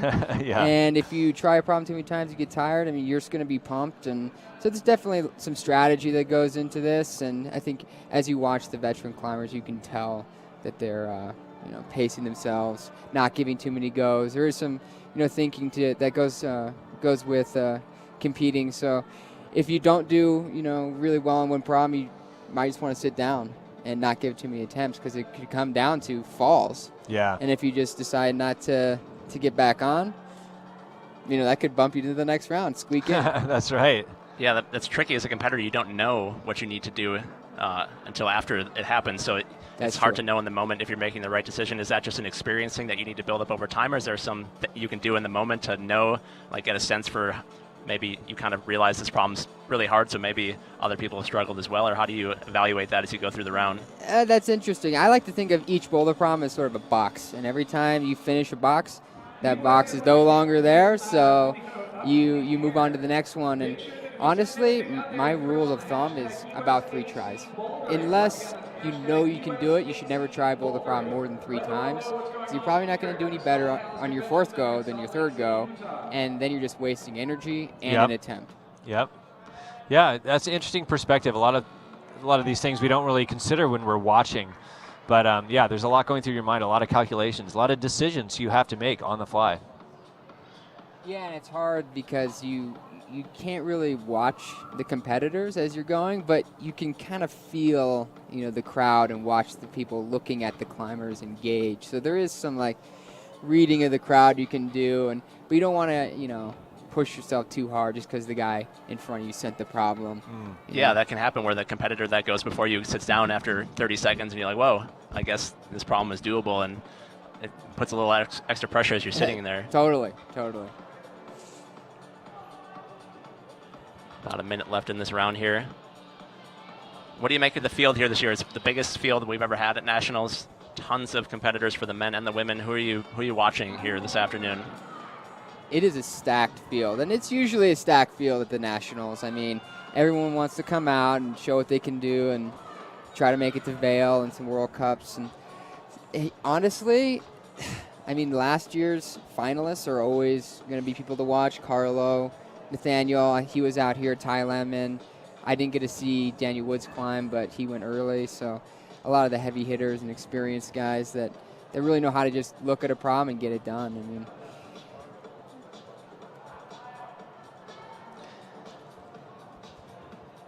have you thought about the women's field at all? Any sense of what you would expect to see in the semifinals or finals especially? That's an interesting question. The competitions are so... You just don't know. Everyone here is so talented and so strong that it's whoever's on today.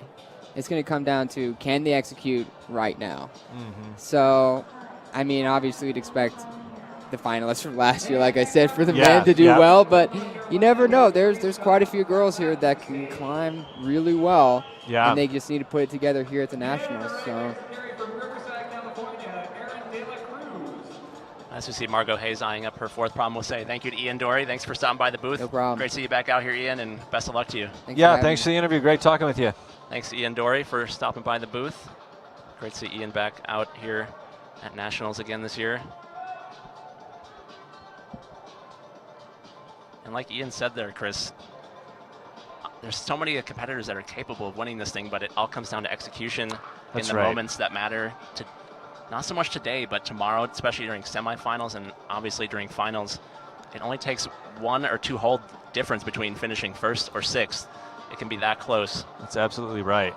Yeah, and example was Margot just then, kind of like we talked about earlier, over-reading perhaps that sequence. Yeah, a lot of the women have been over-reading this 4th problem.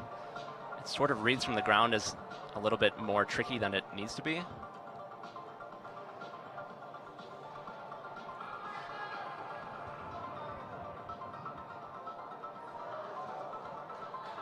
Well, that's the way that other women have stuck that move. Yeah, you can see that she didn't get her left hand all the way on that hold. Well, she has plenty of time. 2 minutes, 30 seconds left. She should be able to give it one more good go. That was kind of cute. I think she was asking for a brush, and they were like, go ahead, brush it yourself. It's very self-service out here. Yeah.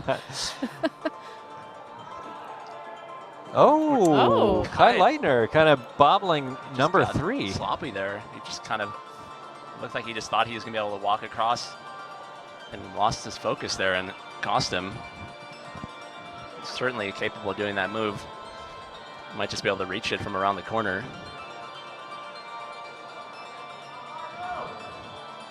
Kai has definitely looked a little bit out of sorts here today. Well, now that you say that, he's going to send. Yep. Classic. Here's Margot again on number 4. And we've seen a couple women trying to go this way. Look at that lock-off strength from Margot Hayes. Knee bar strength is what that is.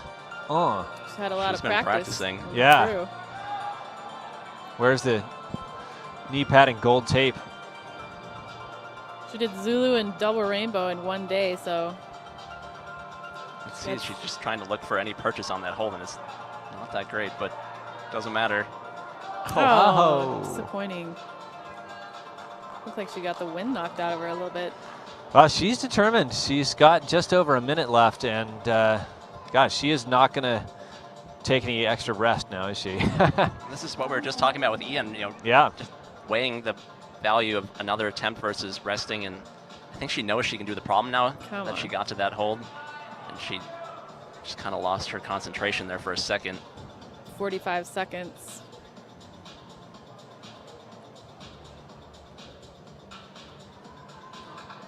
See her checking the clock there. Well, plenty if of anybody time. can rest on her route, it's her. Kai did, in fact, finish number 3 as expected. Took a little work. See her maintaining tension a little better here. 20 more seconds for Margot Hayes.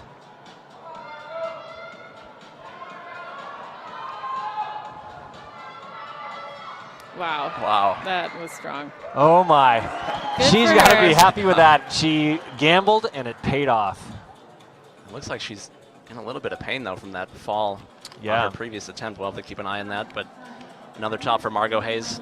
So that is, did she top 3? I don't remember. She did not. So she's got 1, 2, and 4.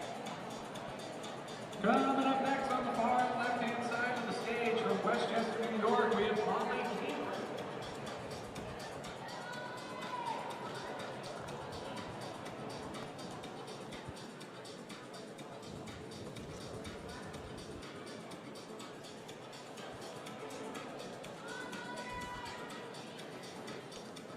Molly Gaynor out on the wall for the women there.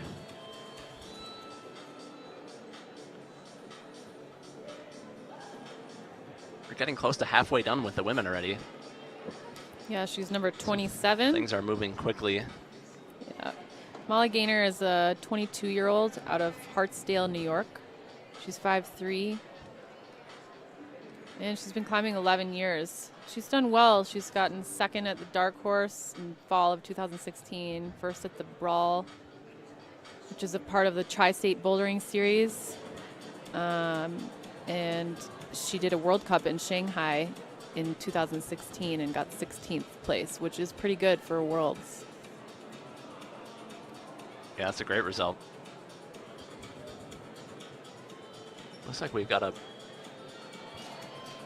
break on men's one, or? Yeah, I don't know. Maybe. Yes, I think we're on a brushing break on the men's problems. Still not even halfway done with the men's field. Molly Gaynor's still on women's number 1.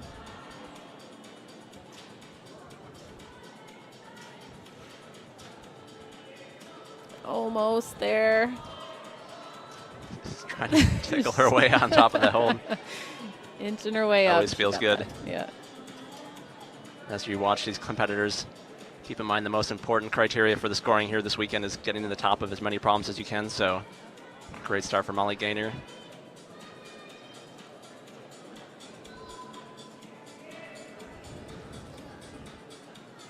That was Madison Larson to the right of the North Face logo that we just saw. Women's number 3.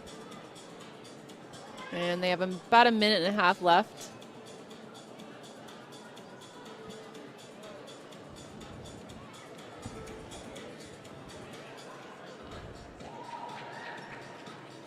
This is Emily Ziffer.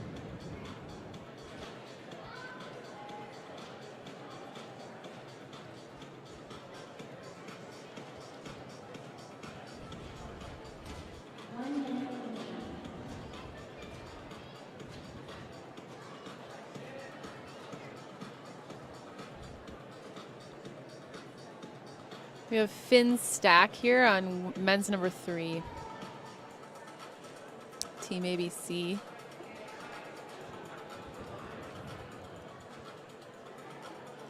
He is 17 out of Boulder. Lot of ABC representation here. Yeah, starting to notice a trend. Yeah, for years. I'd love to know how they train their kids. I've tried to get an interview with Robin Erbsfield, and hopefully I will someday. Brian Anthony's there on men's 4. Looking pretty strong in that roof sequence, but running out of gas. And that's going to do it for this round. Kai Leitner stepping up for men's 4 there on the far right side of your screen. See how he fares. He's had a difficult qualifying round so far, but doing okay on the scoreboard. But he has used up more energy than most. Bronwyn Carnes. And for the guys, finally from Riverside, California, we have Aaron De La Cruz. Kai sizing up men's number 4, which we've only seen a few tops to. 2? Has it only been 2? I think it's only 2. I think it was just those back-to-back sends from Nathaniel Coleman and Solomon Barth. And right to the right of him is Margot Hayes. She's on women's number 5. We've seen a handful of tops for women's 5, so probably the 3rd most difficult problem in this set for the women. Yeah, we'll see how she does the top of this.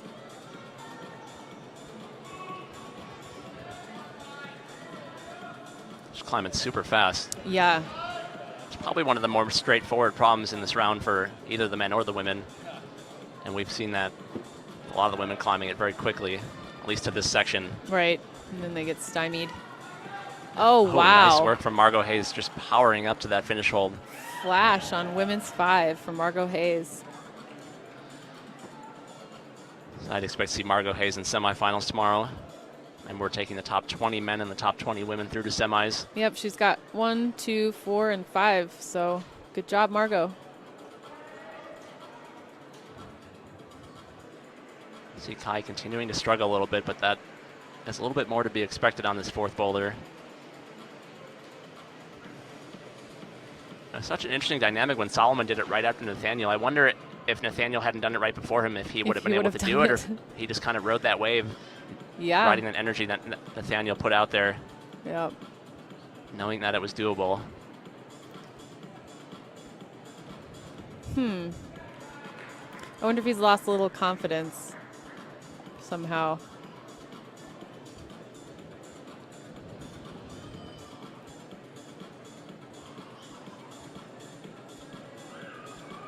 He has done pretty well in the National Cup Series leading up to this. But I think I would say that rope climbing is more his forte. He was national champion 2 years ago for rope climbing. Obviously a talented boulder as well. I mean, he's done 1, 2, and 3, so he could pull this out. He might just be tired from all the attempts.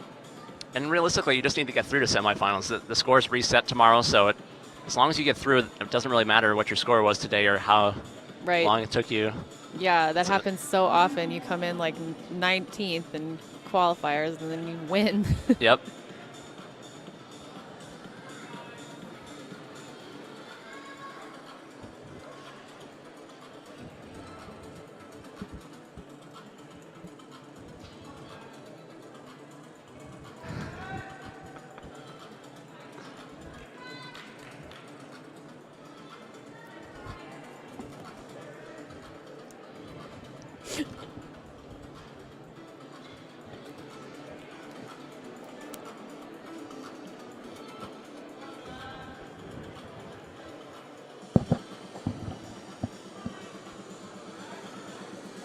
Great look at Kai Leitner there.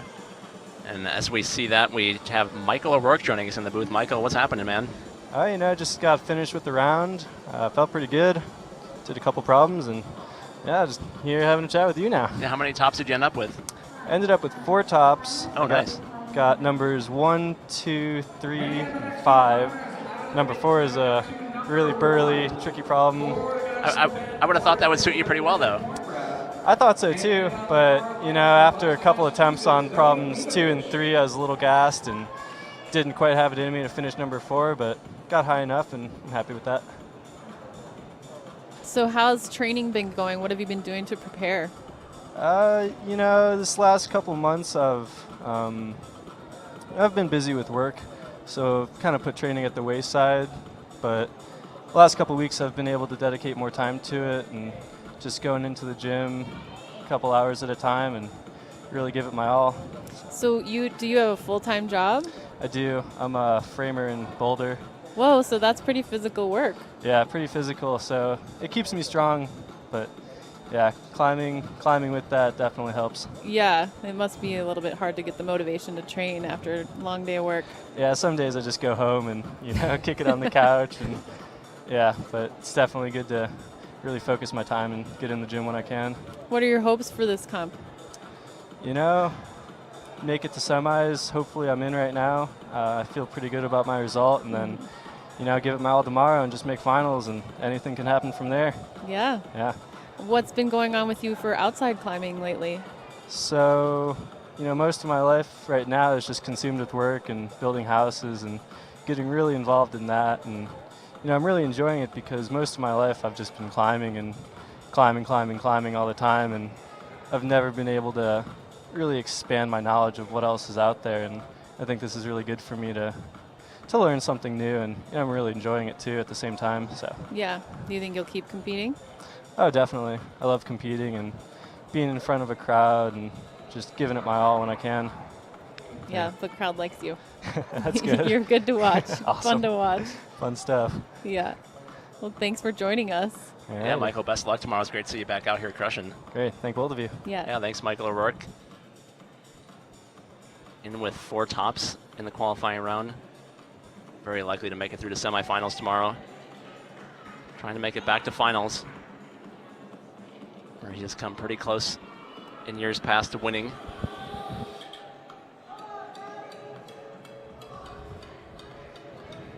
Gonna keep getting guests in here throughout the day as we still got about 5 hours of qualifying coverage to bring for you here.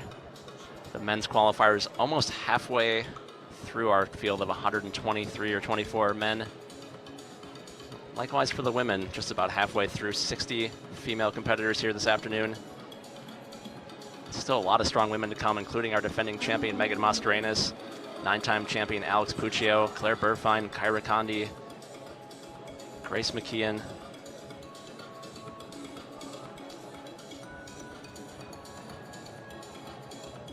We're happy to be joined right now by Carlo Traversi. Carlo, welcome to the broadcast booth here, sir. Thanks. How you guys doing? Great. How are you doing? Doing great.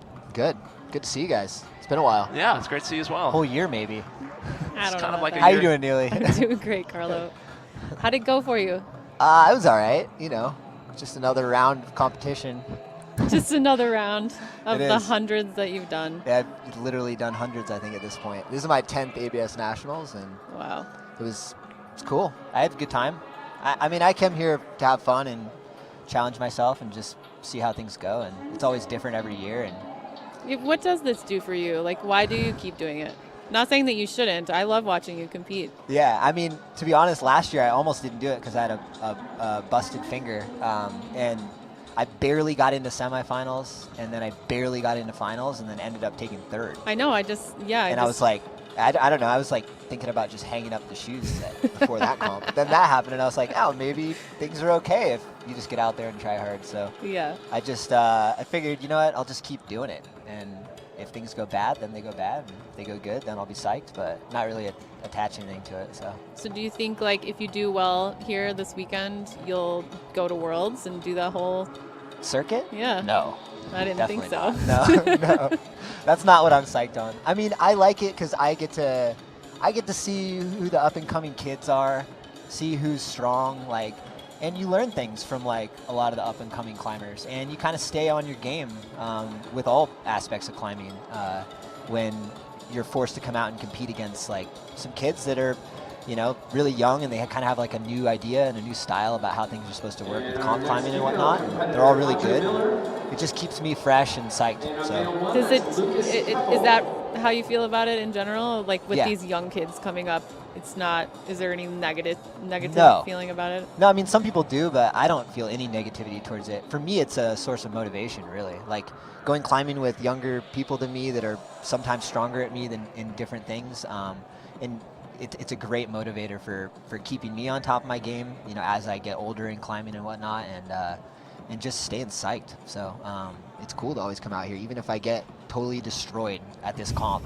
I'll know what I need to work on to continue moving forward, and you know, all the younger competitors and pretty much all the competitors just keep me psyched to keep pushing myself. So Yeah. So who do you think we need to look out for in Uh, general, not just the youngsters? in general here at the comp, Yeah. I don't know. I mean, there's so many people. It's like, it's crazy. Like I anyone know. could have a great day and I like know. do really, really well. And I think that's what gets harder every year. Is that the level isn't necessarily pushed much harder. It's just the amount of people that are at a high level. It gets bigger and bigger every year. I think Sean Rabbitu's been having a great year. Yes. I've been climbing with him a lot too over the last year, outside here and there, and then I had a lot of comps with him, and I've been really impressed with his climbing more recently. So I think definitely he's at the top of the pack right now. Actually. Yeah, he's or number just one. or actually just under Yeah, just Nathaniel under now. Yeah, But still. and Solomon I think might have 5 tops also. Which is pretty Okay. sick. Cool. Yeah. I did not know that. That's awesome. Cool. But yeah, I think as far as younger climbers go, a lot of respect for Sean. I think he's climbing really well, and stoked to see how he does here. But also stoked to try and beat him. Yeah. So- Does Yeah, that of course. motivate you? Yeah, of course. I mean, yeah, there's always competitiveness at the event. Like, I'm not gonna lie. Like, I want to come out here and and do my best and take first. That's why I compete no matter what. But there's definitely no like hostility in that. There's no negativity. I'm not wishing people to not do well. Yeah. I'm just hoping that I can do well, and do better than their best effort. You know what I mean? But Is that different than when you climb outside with him? Is there like a for different sure. kind of? Yeah, I don't really bring. I think for a long time I had some competitive vibes in the outdoor climbing. Maybe just because that was the scene a couple years ago in bouldering, especially. It was like everyone's kind of pushing through these like V15s and like pushing into V16s and whatever. And there was a little bit more of a competitive vibe going around. But I'd say in the last couple years I've kind of taken a step back. I've been doing more trad climbing, more alpine stuff, and there's not really a competitive vibe outside for me anymore, like Yeah. at all. And there wasn't a huge competitive vibe for me back in the day, but I'd say now more than ever, it's more of just like get out, have a good day with your friends, make sure you're surrounded by like a good crew of people, and just enjoy being outside climbing on cool stuff. Yeah, So, that's good. Yeah. It's good to see you here. I'm psyched. I'll always be here, I think, unless I'm like really injured or something like that. So So how do you evaluate your round today? You had 3 tops. Does that give you? And it seems like you probably going to make it through the semis. We're not sure, of course, until yeah, I'm on the line there. all the calculations are done. But does it give you? Do you take any confidence away from this round, or is it just another round that you got to get to the next round and it starts over? And Yeah, I mean, this round for me, I don't feel tired at all. I feel like I didn't even climb, basically. And what that tells me is that I climbed pretty okay considering the difficulty of the problems. I think 4 was a little bit above where I felt like I was at power-wise today, which is fine. I took a couple days off, and usually my first day back on, I'm not feeling super powerful, so I think that power will come for the next round. 4, I should have done. That last move, I'm not really sure why I dropped it like I did. I should have definitely stuck Oh, that. you mean 5? Or sorry, 5. Yeah, you the came last really problem. close. I slipped off, or I came off the finish hold, and I should have stuck that. That's definitely a bummer. It's a failure on my part. The first problem, I think I could have not slipped when I did, but other than that, I mean, I flashed the men's 2 and men's 3. I was psyched to flash the slab. Felt really strong on that. I do know that in the later rounds of this comp, the slabs are going to get way harder and way more tricky. yeah, So feeling good on the slabs makes me feel really confident. But no, I mean, I feel strong. Hands feel strong. Body feels strong. What did you think about number 1, that like pinchy squeezy move? It was just like a little trick double clutch. kind of thing to make it the easiest. I've seen other ways of doing it, but I think the easiest way was just to move quickly and land on the holds right. And I don't know. I mean, it's definitely hard for coming out of the back in ISO and going straight into something That's like what that. we were saying, yeah. But I think that's what they wanted. Yeah. The second problem is a lot easier. Yeah. Like a lot easier than the first problem. Just trying to And so I think shock they you. want people to be like, okay, you're competing now, and kind of shake them up a little bit, and then give them number 2, which is a little bit more mellow, a little bit more straightforward. There's not too much to really figure out. You just kind of have to like pull through it. And then 3 gets slabby and kind of weird, but not super physically difficult, really. Just kind of some squeeze power on the hand. And then 4 was like just the absolute power problem, like just really physically hard. And then 5 was definitely difficult, but more of a trick boulder than anything. It was really just like one jump move and then a hard move to the slot, and then match the slot and go to the finish. So it's short, tricky, kind of like subtle. So that's my feel for the breakdown of the problem. As a route setter for a long time, like, do you feel like this is good route setting for comp? Yeah, I think the problems were really well set. The only thing that I thought was kind of weird is on the 5th problem, we had a black mark that was keeping that a dihedral off on the left. Oh. And when I was climbing on it, I felt like I was like very conscious of that fact the whole time and trying to avoid it, which I don't think that that's the right way of setting something like that when I'm like having to avoid a feature, because I honestly felt like I could have just jumped through and grabbed that finish hold in my right hand. But and you then, would have touched and it. then I would have hit the wall. Yeah. Which normally would have been fine, but because I was conscious of that, it was almost like they were ignoring the fact that there's a giant wall over there, and by doing that, they just, box it off or whatever, which is fine. It's making that off limits, but it makes it so that you're like having to adjust your climbing style based off of a line rather than the features on the wall. Yeah. Which that makes isn't- sense. Yeah, it's not natural. It's not natural Yeah. feeling. I thought from a route setting standpoint, you try and either use it and use it well, or totally avoid it so that you don't want to use it, Yeah. rather than just being like, oh yeah, we know you want to use it, but we're gonna box it off, Yeah, and we can't even see that. I didn't even know Yeah, that. you can't even see it over there, Mm-mm. the line at least. Yeah. But that was my only critique of the route setting for sure. Yeah, I thought there could have been a little bit harder moves, kind of more sporadically placed through 2 and 3. Yeah, they seem a little like specific, either like like- small cruxes, and then It's like either people fall here or they like fall, at the end or something like that. Or even at the men's too, it's kind of like everyone's falling really in the same spot. Yeah. And you don't really see anyone fall anywhere else. And that creates bottlenecks. They could have easily made the start of that boulder problem a lot harder. Not like a lot harder, but maybe just a little trickier or a little bit weirder, so that it was harder to get through, or that you get a couple more people falling on it. Well, That would be my critique, but I'm not route Yeah. setting this, and I'm not saying that, I'm not saying that they need to make those decisions, you know what I mean, like make those changes or anything like that in the way that they're setting. Like, I think these guys do a phenomenal job, and it's a really, really hard job to it do. is. As Especially you know. for 124 competitors. I think that's absolutely insane to try and Yeah. break that down. So, all right. Well, we'll let you get some Cool. rest and get going. thanks, guys. Looking Yeah. forward to seeing you through the semifinals. We'll see what happens. Yeah, let's hope, right? Yeah. Good job. Best Good of luck see to you. Thanks, Carlo. Cool. Have a good one, guys. Thanks to Carlo Traversi for stopping by the booth, giving us his insight into the competition here as we reset ourselves here, catch up with What's been going on? what's the been going on action. here. Whoa, some sports action on the men's number 2.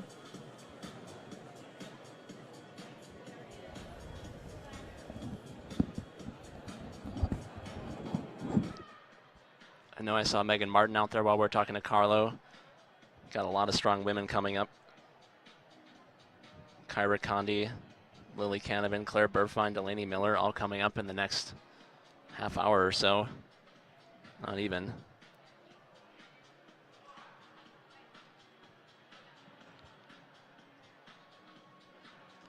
Be sure to go to usaclimbing.org for all the results and updates for the weekend. There is some unofficial live results being posted on the USA Climbing website, so go to usaclimbing.org for that, and you can see some of those unofficial results. See how your favorite climber is doing and see if they make it through to semifinals. Remember, we'll be taking the top 20 men and top 20 women from our fields of 123 and 60 respectively for each gender, so ton of climbers to get through to make it to semifinals. And speaking of getting through to semifinals, another competitor hoping to make it through here is Sierra Blair Coyle. Sierra, Welcome to the booth. Thank you for having me. How did the round go for you out there? You know, it went pretty well. I flashed 3 problems, and then the other 2, one I felt the top on, and then the 4th one I kind of got to like the 3/4 way mark. So it was good. I think I'll be good for semis, but you know, you never know until the round's over. Yeah, it seemed like the women's round started on some easier problems. Did you get a sense that they were easier than you maybe in years past? And how does that set you up for the 3rd and 4th problem seemed like much harder without a lot of ramp up between? Yeah, that's definitely what I felt like. The first problem was, you know, it's slab, so even when it's easy, you still feel like a little sketched out, especially first problem. But second wasn't too bad, and then 3rd problem, it just started to get real, and then especially 4th. 4th was hard, and then I felt like 5th ramped it down again, so it was kind of nice to end on that. Well, it's been always a pleasure to watch you climb in these comps. You're a consistent competitor. It seems like in the last couple of years you've gotten even better. How has your training and your climbing and your experience kind of helped you consistently perform so well? Well, I mean, I've been competing forever, so the experience factor is obviously there, but I think one of the things that comes with competing forever is you're not only getting more comfortable at it, you're getting more used to it. But you can like identify your weaknesses. You know, every comp I walk away from, whether I do well or not as well as I want to, I always try and, you know, work on what I got exposed on. And I think doing the circuit last year for the World Cup, there are definitely a few things that really stood out. And I was like, okay, I need to take care of this and get as good at it as I can, because I want to, you know, be able to send everything. Yeah. If you had to point out one of the so-called weaknesses of yours in this comp, can you even think of anything? I definitely wasn't too pleased with how I did on the dyno on 4. Like, I felt like I did well, but then I couldn't get my feet in, and I wish I'd maybe tried to go 2 hands to the black hold instead of 1 hand to the black and 1 hand to the pink. Overall, I didn't totally mess it up, but I think I could have done it a little better.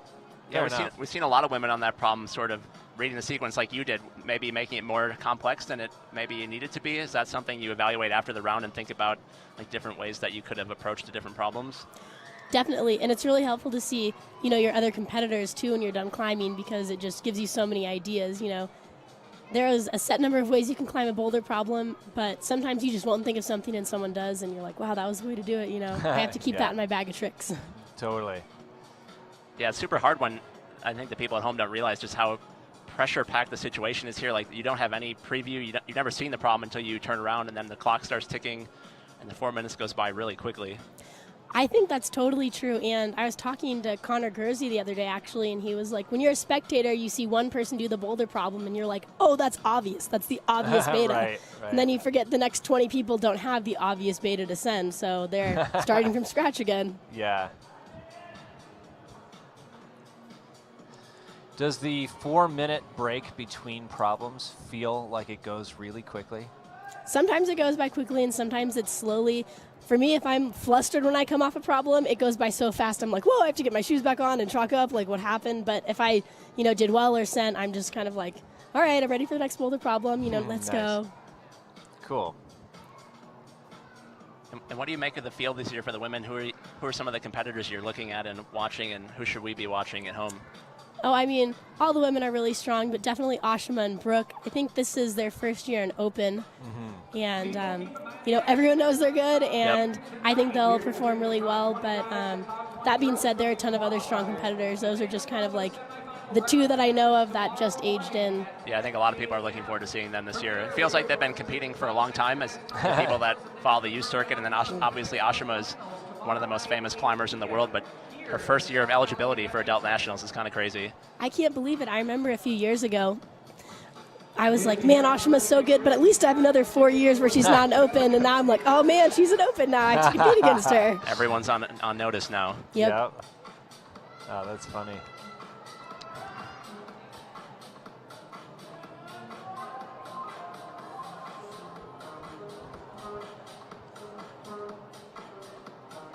All right, well, Sierra, thanks for stopping by the booth. We really appreciate you stopping by, and best of luck with the whole weekend. Awesome. Thanks for having me. Yeah, appreciate it, Sierra. Bye. Big thanks to Sierra Blair Coyle for stopping by the booth. Always bringing her best performance to Bouldering Nationals, Chris. That's right. Yep, she did quite well. 3 flashes, she said.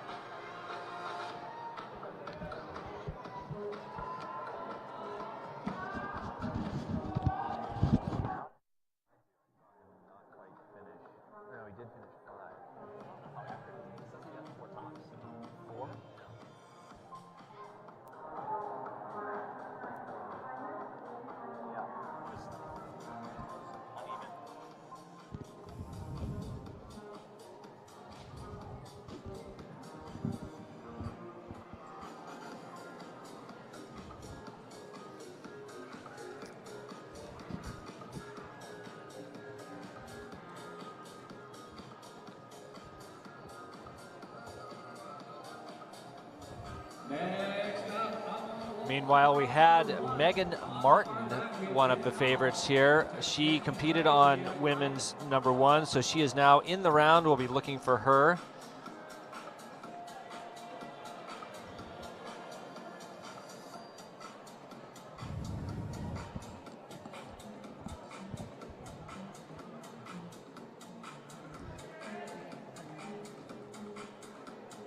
Man, I took a real quick break, and suddenly all new climbers on the wall. This is going fast. I know, we gotta reorient. Yeah, we're just over halfway through the women's field already. A reminder, there are 60 women in the field, and that's Jenny Knall on the left, right there.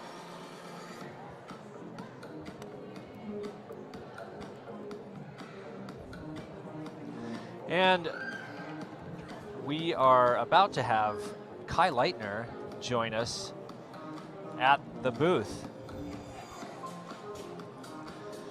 Hey everybody. Kai, Hi, Kai. Welcome. Thank you. That sure was a pleasure to see you climb today. There were a few moments where you looked a little flustered, but ultimately you came away with 4 tops. Tell us how you felt.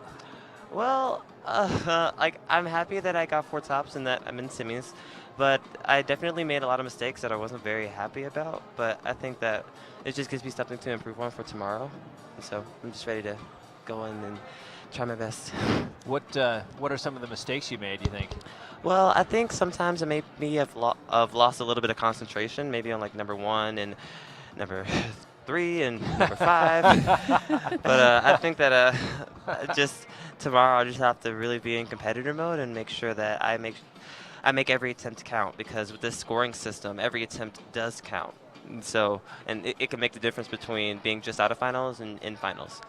Is it hard to keep your concentration? Like, are you nervous, or what's going on? I mean, I've been competing for 11 years, so I've figured out how to keep my nerves under wraps. I think what it was is I haven't done so many competitions since I had a back injury last year, and I have done dark horse and such, but I'm still kind of getting back into the groove of competing and being in this atmosphere. So it's just I got to keep my head in the game. Do you feel more comfortable or less comfortable in a bouldering competition than you do in a roped comp? Well, I think that I've gotten a lot better in bouldering in the last few months. So I think that I feel a little bit more comfortable, but I still recognize the fact that the bouldering is really stacked, and we have a lot of really great competitors that have yet to come. So I just have to stay on my A game and make sure that I'm on point. Can you tell us a little bit about your back injury, what happened and how you're recovering? Well, last year I fractured 2 parts of my back, in my T1 and my T2, and because of that I took about 4 months off of climbing, where I couldn't raise my arms above my shoulders. Wow. And then after 4 months, I spent the next 2 months just kind of climbing in the gym, maybe an hour at a time, doing lots of rehab exercises and just trying to get mobility back in my arms. And then that was about maybe around October. Then I still had to do the Youth World Championships, and wow. And so so it was a little bit stressful of a time and really frustrating for me. But I definitely think that I'm back from that, and I'm really psyched to move on for these next competitions. Good. Nice, nice. So what's your hope for this competition? I hope? Well, I mean, obviously the goal for everyone, I think, is just go out there, approach each boulder by boulder, and just focus and do your best on each climb. And really, if I do that, then I have nothing to be disappointed about. But last year I did make finals here, and I hope to do it again. That's always a goal of mine, so we'll see. All right.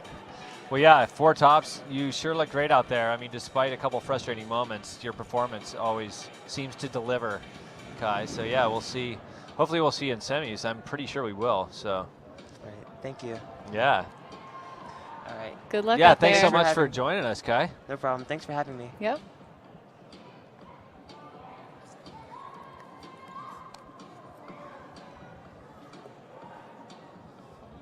All right, well, that was a treat, too. Yeah. We get to talk to all the cool guys. Oh. Not good guys, stuff. guys and ladies. Yeah.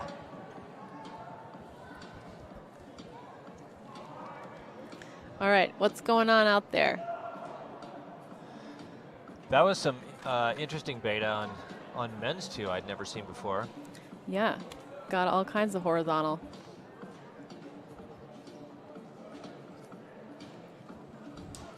Try to get back into the lineup here.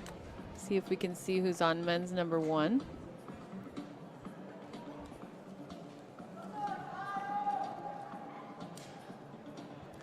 It's funny, sometimes there's a bunch of people out there and then sometimes there's not really anybody. Yeah, I think we have a brushing break going on for one of the problems. We've got Zoe Leibovich on women's 4.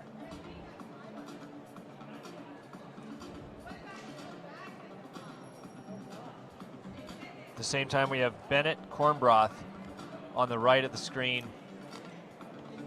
Now he's brushing. This is a pretty impressive wall, and it's really cool how many different angles there are on this wall. I think it lends itself to all kinds of problems.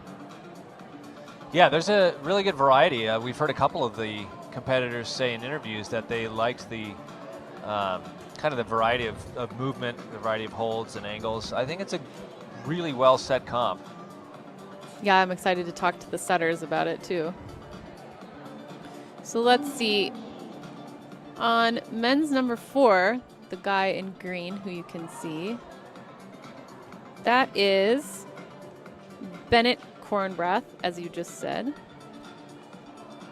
And Zoe Leibovich there in the center. The seldom repeated women's 4. And then right to the right of men's 4 is women's number 5.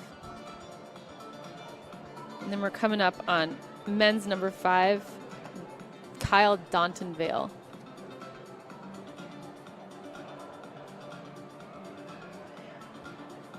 Man, that first move of number 5 looks so tricky. Yeah. Lots of coordination. It was interesting to watch Kai Leitner work on that. Yeah, I didn't get to see that. He, gosh, yeah, he was flying off the wall in all sorts of ways, but then finally was somehow able to keep his lower hand on that bald-ass sloper. And it somehow totally worked for him. And he made it look easy that time. Nice. To her right out of Denver, Colorado, Augie Cohn. With Augie stepping onto the wall, that marks our halfway point for the guys. That's right, for all of you who have been here all day long, that is halfway done for the guys. Halfway done for the guys, we were just informed. All right. There's a good look at Kyra Condi. She is currently ranked number 2 in the National Cup Series. Definitely expected to see her in the finals. Kyra Condi is a favorite. She is super strong. She's been competing a ton this year. And she just hiked the first problem. So Kyra's 20 years old. She's from Minnesota. She's going to school there right now. She did a bunch of the Cup Series comps.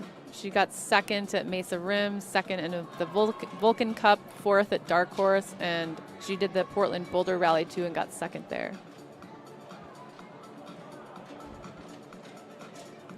Augie Cohn on the left of the screen in the green tank top.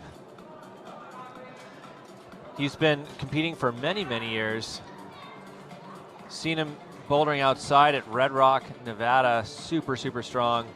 And yeah, he always seems to do really well in comps. Not always podium finishes, but he does well, places top of the field. He's 24 years old, out of Inglewood, Colorado. He's 5'7". Seems like he's from out east. He climbs at Rumney. That looked easy.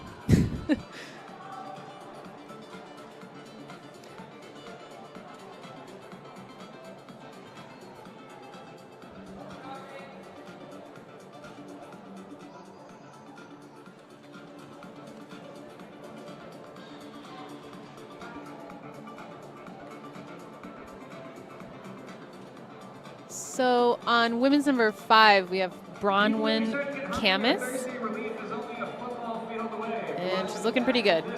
Like she might top it out. Options for you for both food and beverage. Might as just heading to the Mexican cantina and getting yourself a California burrito or a big plate of the super nachos. Other than that, there is funnel cakes, lemonade, Bronwyn Camus.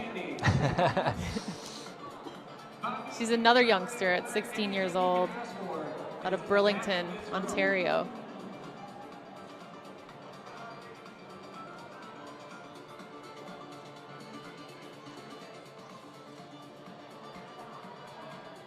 Audrey Miller on the right of your screen. She's competed in Seco Block as well as many other comps. Always does pretty well. I think she's an up and comer. Got to keep our eyes on Audrey Miller.